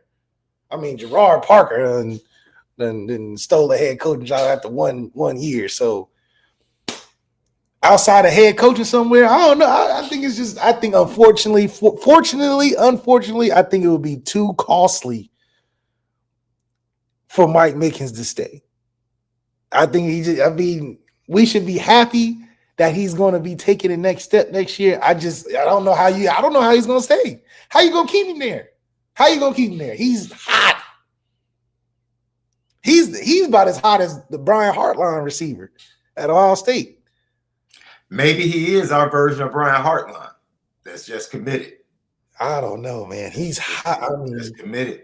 He watching these coaches jump around him. He probably like, man. He is on a Brian Hartline smoker when it comes to corner office. Dudes look nice. I could use another little side house now. I mean, hey, Christmas coming up. I mean, the money gonna be there. That's what I'm saying. You know, the money gonna be there. If his players are getting offered all types of bags and his backups out there, I wouldn't be surprised if somebody calling Luke Tylik right now. Nebraska or one of these schools probably called Luke Tylik like, we need you now. Luke Tylik. So, you know, that's just shout out to Mike Mickens, man. I don't know what we're going to do with that brother. That brother out of here, though. Lucky Lefty Podcast. Subscribe to Lucky Lefty Podcast on YouTube, Apple Podcasts, and Spotify, courtesy of Bleav Network. And we are presented by FanDuel. Of course, championship weekend coming up. BYU takes on Texas Tech, and Texas Tech, of course, is the favorite, and it is a 13.5-point spread. That lets you 50.5 points over under. That's because of Texas Tech, that defensive front, that front seven, and what they can do defensively. They dominated BYU. This matchup, I expect that defense to dominate because BYU can't pass the ball. They can't pass the ball. Their running game is going to get shut down by their front four, in my opinion. Georgia, even after losing to Alabama early in the season, the ACC championship game, they are the 2.5-point favorites over the Alabama Crimson Tide. I understand why, coming off that Auburn game, because I think Auburn really had a legitimate shot to win. I still think they should have sprinkled in a little bit of Deuce Knight in certain situations because Ashton Daniel he's just limited. He's just limited. He just is. Indiana and Ohio State, number 1 versus number 2, Big Ten championship game. Ohio State is a 5.5-point favorite. I think that says a lot.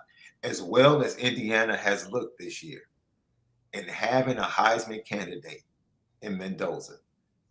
For Ohio State on a neutral field in the state of Indiana to be 5.5-point favorites, and I think it's going to jump up a point, in my opinion, with the over-under at 48.5, that says a lot about how Vegas sees Ohio State. That they're a 5.5-point favorite against the number 2 team. You usually think a 1-2 matchup, that it'll probably be like 2.5, 3 points. It's levels to this, though. They're 5.5-point favorites against the number 2 team in the country. Is Carnell and Jeremiah going to play, though? Are you serious? But see, that look, I told people, hey, man, it might get to a day where these championship games really, because I think Kirby,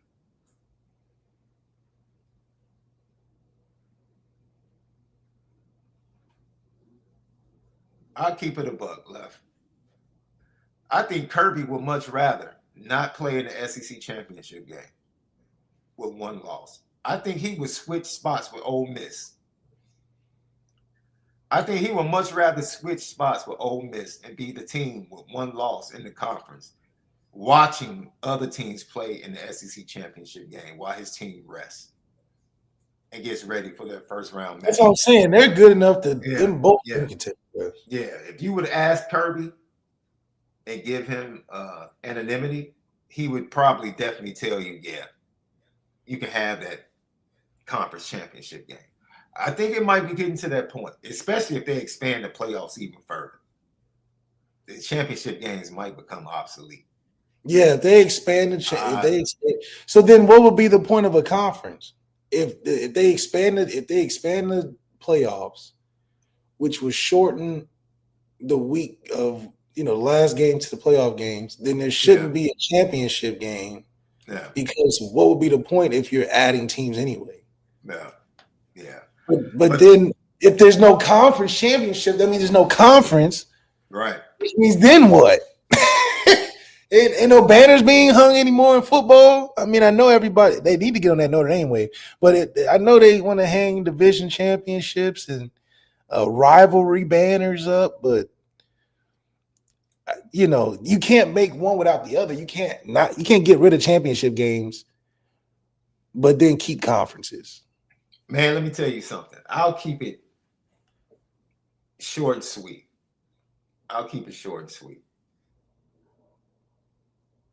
We talked about that, like the matchups and styles and fights in the SEC in particular. We use the example of Oklahoma, Alabama having an Oklahoma problem, right?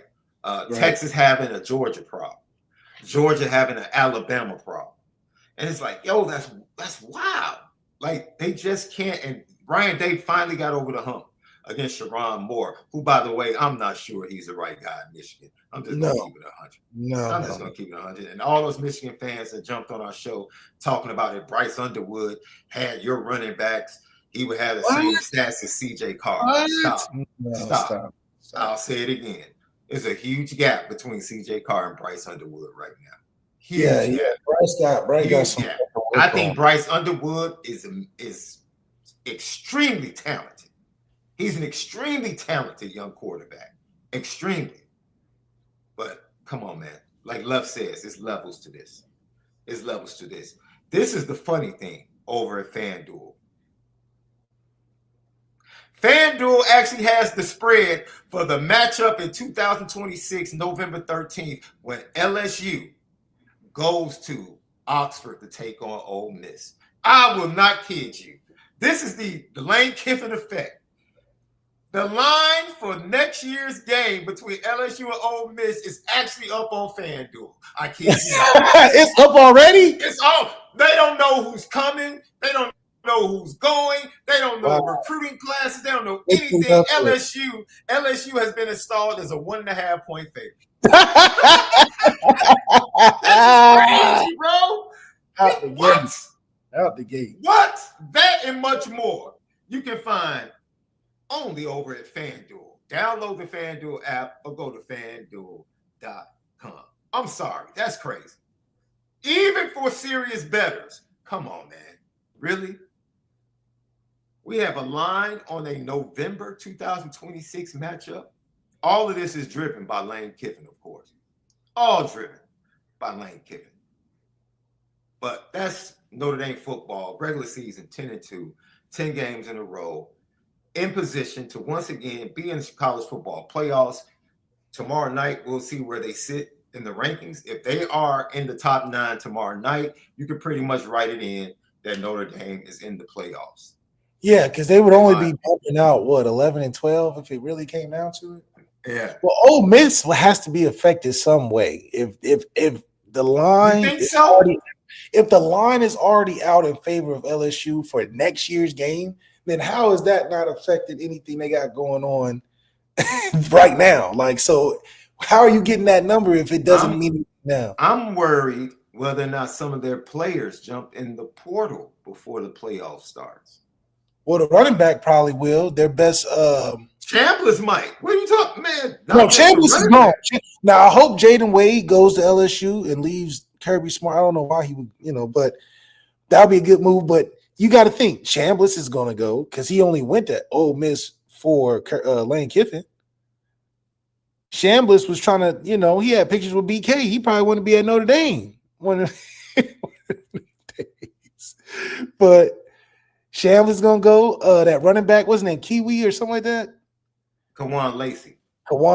He's gone. Yeah. So I don't blame the players because shoot, you're not about to leave me behind with some random strange coach. But Lane Kiffin would do the same thing Lincoln Riley did, right? And bring his whole staff and players over and seamless transition. So how do you feel about that? Okay, Lacey said he's entering after. That's cool on his part. That's cool on his part. Yeah. That's cool on his part. Look, man. I understand people that admittedly, it is dirty business. Okay, because in the immediate aftermath, all of a sudden, I see all of these kids from Louisiana that were committed to other schools all over the country decommitting days before National Signing Day. As someone that follows recruiting and reports on recruiting, Lane Kiffin knew and had a decision. This is my issue. Be honest, bro. Stop lying. You knew you were going to LSU a week ago. You knew it because you spent the last week recruiting kids to LSU. Why else would these kids be decommitting hours after you made it official? You were literally using phones at Ole Miss to recruit players to LSU. I guarantee you he was recruiting high school players, bro. Like, I guarantee it. I guarantee you he was recruiting other players. He was breaking the news. He was breaking the news to him. Transfer portal. Absolutely. He was telling him, "Hey, I don't want to do." Yeah, that's what it was. Sitting up here lying, talking about I still don't know. I gotta go home and pray. Stop lying, man. Anytime they start the letter with after a lot of prayer and talking to God.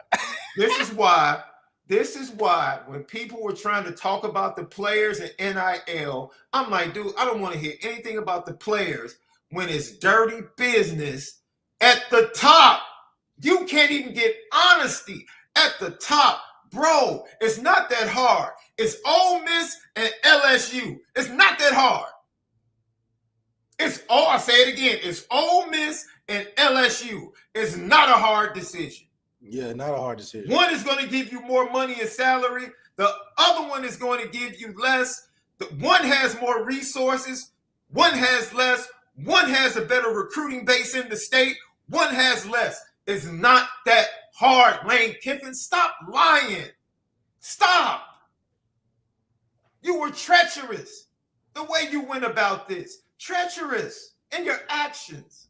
You were flat out lying for days.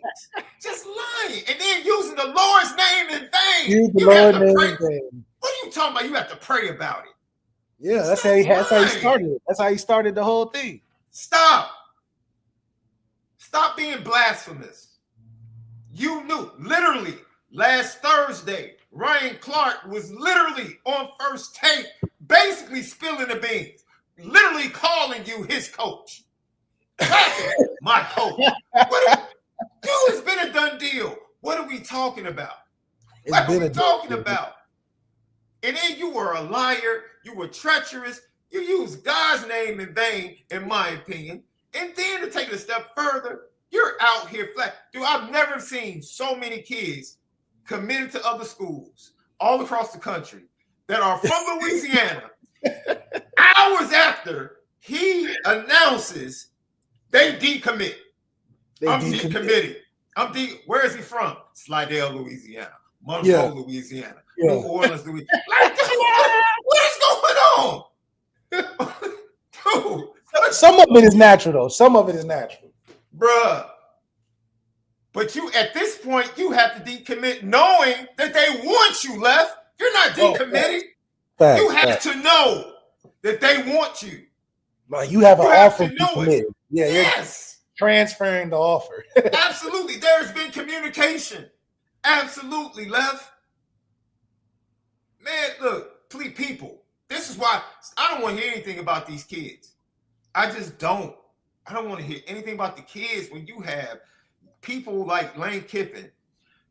Everybody listening and watching would choose LSU over Ole Miss. What are we talking about? Yeah. What are we talking about? He wasn't choosing between LSU and Alabama. That wasn't the choice. And even if you put those teams before me, I'll probably take Alabama.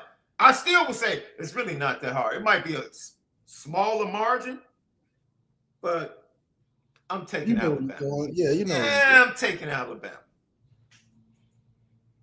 But what are we doing, man? This man said he had to pray. What? Pray about what? Were you praying when you were calling the recruits? Were you praying when you told Charlie Wace Jr., reportedly, days ago, what was going down? Were you praying? Jamarcus Shepard, let me tell you how dirty it is. Jamarcus Shepard, down in Alabama, got hired as a head coach and took the general manager and recruiting staff from Alabama, bro. According to reports, it's dirty business, bro. This is flat out dirty business. Yeah. Flat out dirty business. It's just flat out dirty business, man. So the business is all bad. And people get upset because now the athletes can take advantage of the dirty business that has always existed in college football. And you're mad because the kiddos are taking advantage of it? Come on, man. Come on. The way you get her is the way she's going to leave. And let me tell you something else. I don't know the young man's name that Lane Kiffin confronted as he left the stadium after the Egg Bowl. Yeah. Let me tell you something, man. Because I saw some people that cover Notre Dame that took umbrage with what Lane Kiffin did. See, if we're going to keep it professional, keep it professional. If you're going to keep it professional, there is no place where a reference of the word he used in connection with any man is okay. It's okay, facts. That wasn't professional. I don't care what you were trying to say about it. That reference was not professional. Yeah, you can't talk around. And when you say that, when you said that, you made it personal. Facts. So don't try when he responds to you making it personal. Don't get mad. Oh, then you want to jump on a podcast. Don't think I'm not scared of Lane Kiffin. Well, you were quite silent. Yeah. When he came to you man to man.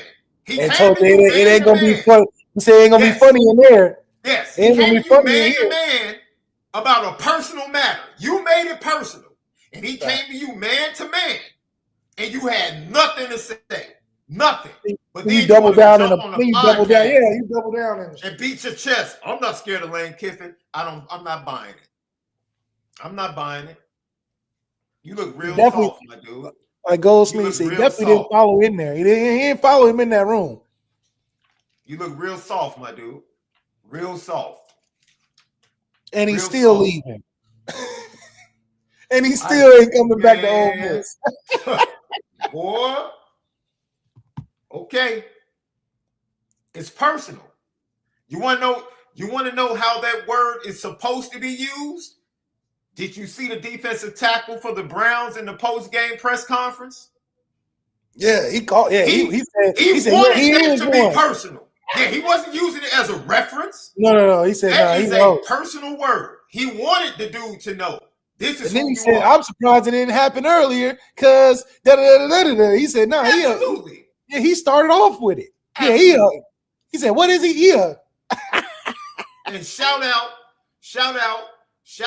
to Jeremy Bowen. Shout out to Jeremy Bowen, who put it out on Twitter and said, this is what happens.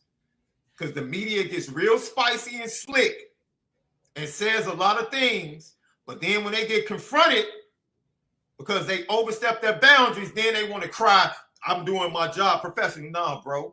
There's certain things that you say that go beyond being professional. That was not professional. Right. At all. And Lane Kiffin called you out, as he should have. And he did it about as sweet as you can do it. Hey, let's see. If you want to call me that, come on up in this building and call me that. Yeah, I mean, because what else? Where else do you go? We're not gonna do it. We're not gonna do it out here on the football field. Hey, no. You want to call me that? Come on, and then you get to the press conference. It wasn't about calling you that. Yeah, it was about acting like it. Yeah, it was about commitment. Now you knew what you were doing. You were trying to be cute and funny. You were trying to be cute and funny. And it backfired because you didn't expect Lane Kiffin to walk up to you. You were startled. You were startled that Lane Kiffin walked up to you after that game. You thought it was sweet. Because he didn't say nothing.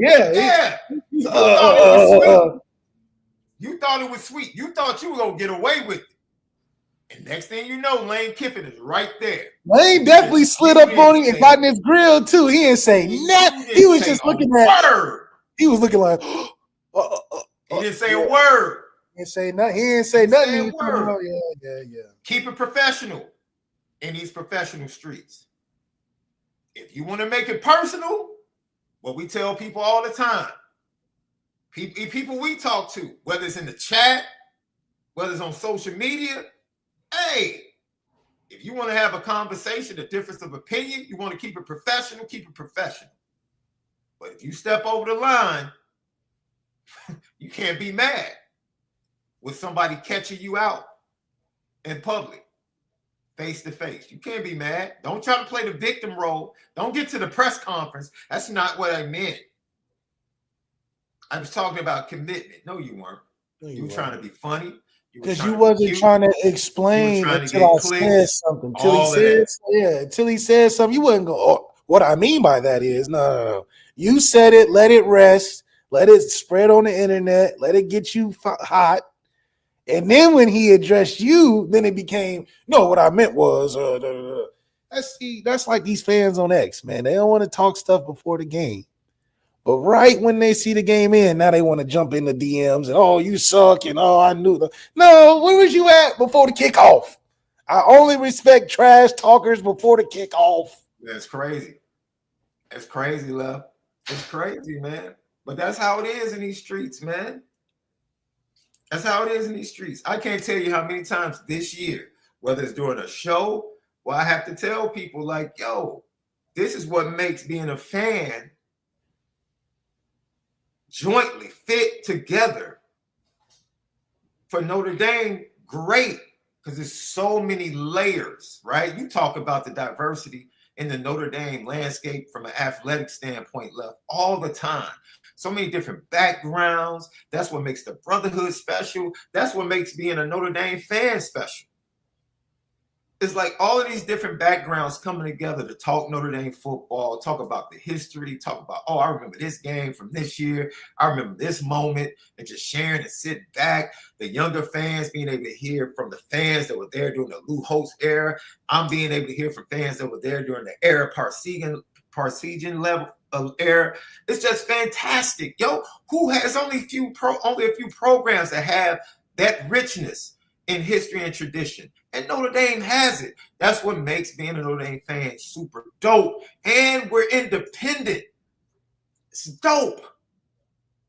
But when you get cats jumping in the chat, want to talk personal stuff, it's like, come on, man. All right. Yeah, it just becomes all right. I'm going to make sure that I react the right way, but it's part of me that wants to pull up. Yeah, it's part of me that wants to pull up. And if I ever see you in person, I'm going to do it respectfully, but I might just let you know. Like, you can't do that. You can't do that. And baby boy got embarrassed, man. He got embarrassed, in my opinion. He did. I thought he got embarrassed. I thought he lost. He got embarrassed. Because he didn't scream at him. No, he you know didn't. what I'm saying? He got right in his grill. Make a scene. No, he got right in his grill. Was real respectful and personal with the message. Like, hey, you're not going to say that in here. Yep. I'm in your grill. I don't have to make a scene, because then I would look like I'm not the tough one.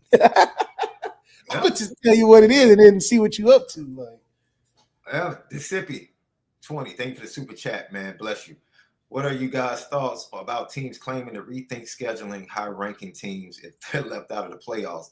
I think they're a bit soft being in these schedules, any team all the time. Go ahead, love. You can tell the truth on it. I don't know, man. I think I'll keep it a buck, love. I think it's very reactionary. Especially coming from an SEC team. Steve Sarkisian, you have no leverage. You have nothing to stand on. So that's for you. It's just no leverage. You to be the messenger, it actually weakens the point. If you do feel like the SEC schedule is crazy in and of itself, then let that come from Mike Elko. Let that come from Kirby Smart. Let that come from Kalen DeBoer. Don't let it come from someone that barely beat Mississippi State, someone that barely beat Vanderbilt, which are easily tier 2 SEC teams. Easily. And then you had embarrassing losses. Stop. Come on, man. Stop. If you played Ohio State today, they would beat you worse than they beat you. Oh, my God. Yeah. It would be worse. It would be worse. So what are we talking about?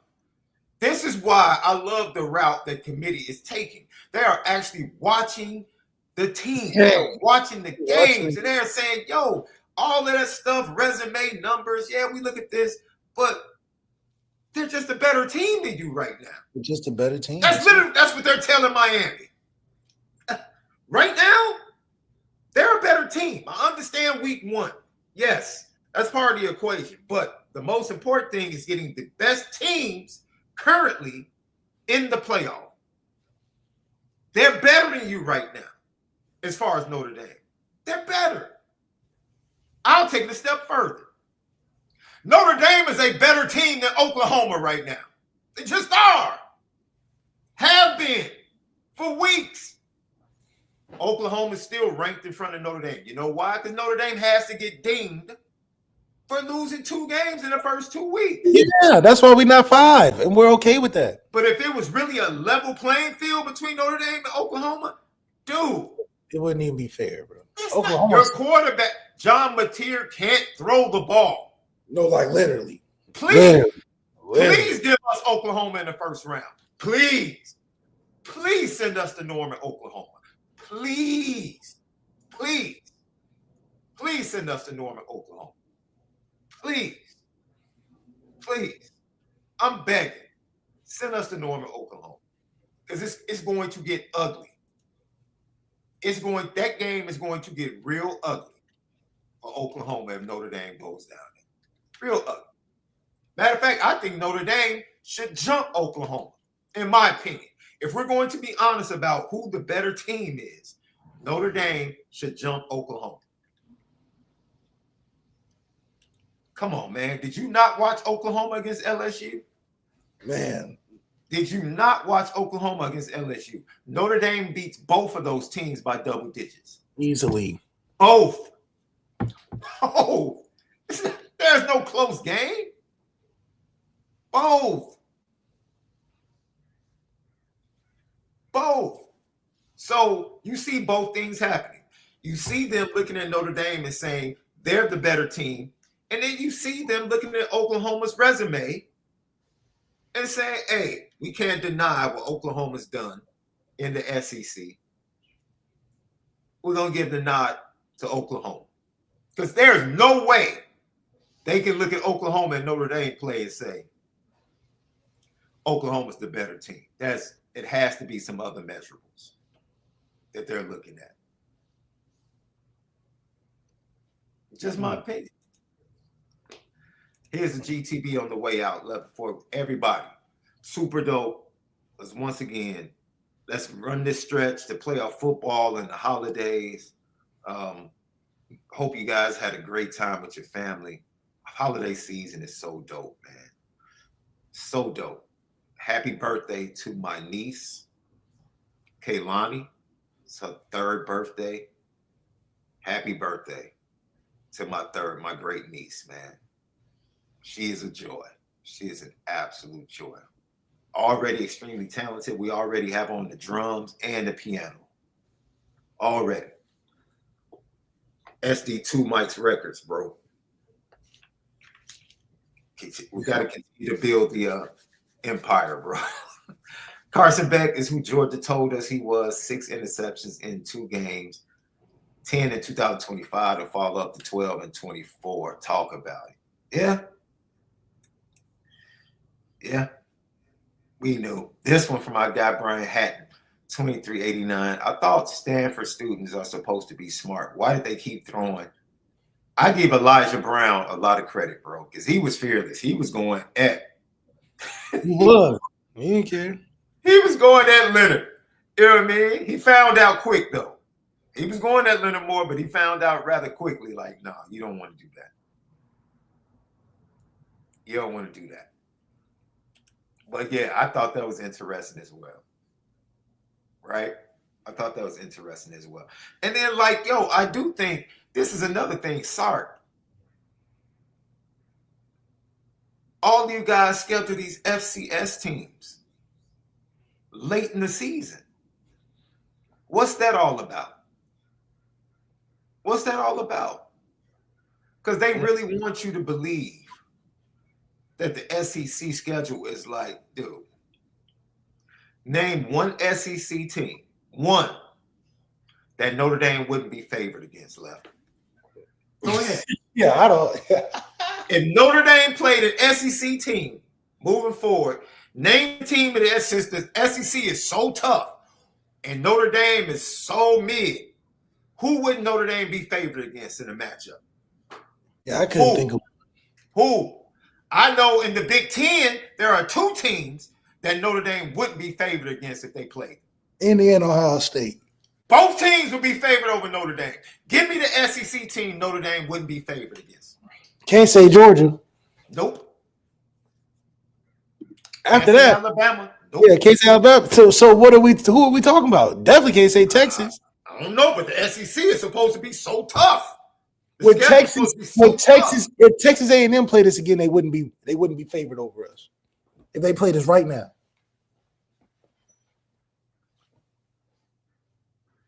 This is what I'm talking about, man. What? We're not being honest. We're not being honest. Shout out to Texas A&M. Big win on the road. Huge. But you still can't get over Texas. And you can't get over Texas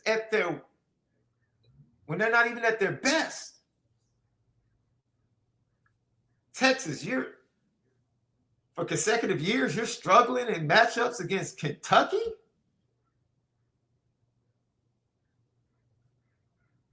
You struggled against Mississippi State?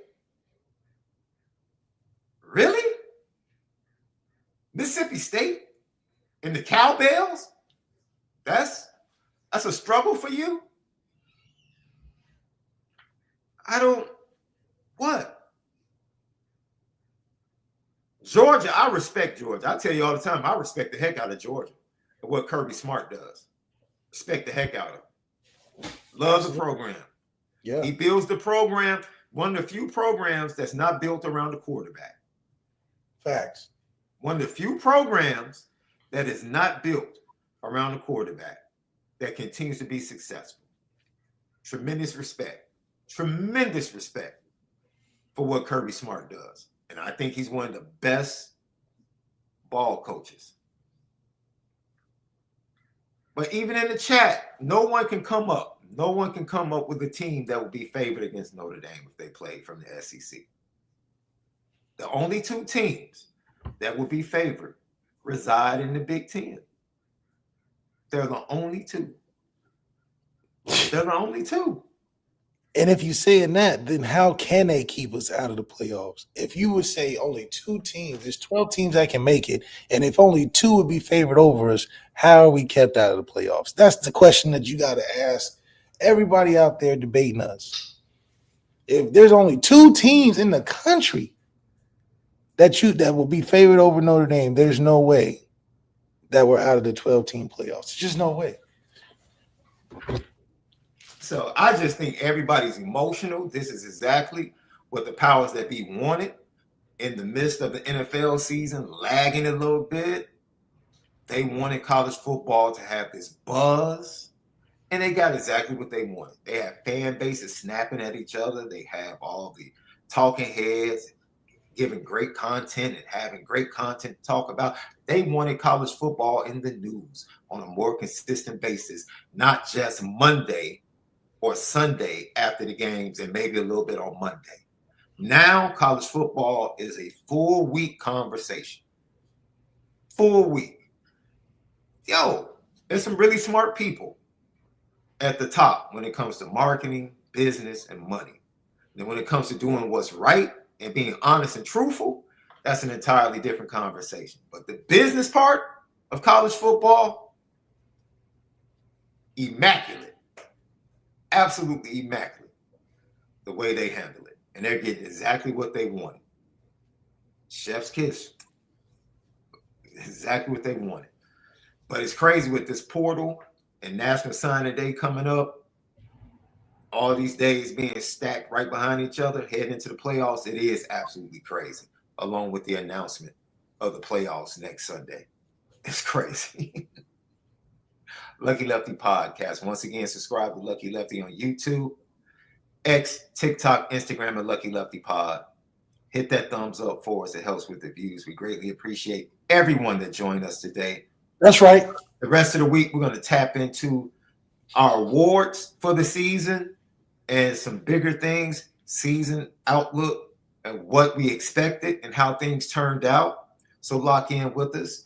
And then we are brought to you and presented on Apple Podcasts and Spotify, courtesy of Bleav Network. Tap in on the audio side and help us continue to grow our audio side of the podcast. And we are presented by FanDuel, FanDuel.com. As I said before, 13.5-point favorites are the Texas Tech Raiders as they take on the BYU Cougars. Ohio State, 5.5-point favorites down in Indianapolis at the Big Ten championship game against the Indiana Hoosiers. And then the SEC championship game, the rematch. Can Georgia finally get over the Alabama hump? Well, they're 2.5-point favorites as they take on the Crimson Tide. We'll see. And you can get that and much more over at FanDuel, FanDuel.com, or simply download the FanDuel app. Left, any comments before we get out of here? Great 10-win game streak, and now we just got to wait to see what happens next. But it's been a great regular season. You guys stuck with us, and prophecies have been fulfilled and more to make to finish the season out. Absolutely. Thank you, everybody, for the well wishes and enjoying the show. Sly Fox, everybody, Justin. Let's see. Gino, quick question. Did we get our call? Yes. This is the perfect time, right? This is the perfect time. Yep. Yes. We're going to give you the call-in show. We said, I think the bet was if CJ Carr gets over 21 touchdown passes, you guys want a call-in show? We're men of our word. Hell yeah. We're not out here treacherous like your boy Lane Kiffin. It's very simple. We said we would, so we're going to do it. Shout out to you, Gino. Hope you and the family had a great holiday. For Left, SD2 Mics, continue as always. We tell you, continue to love each other. But most of all, make sure that you continue to spend it different. Let's go.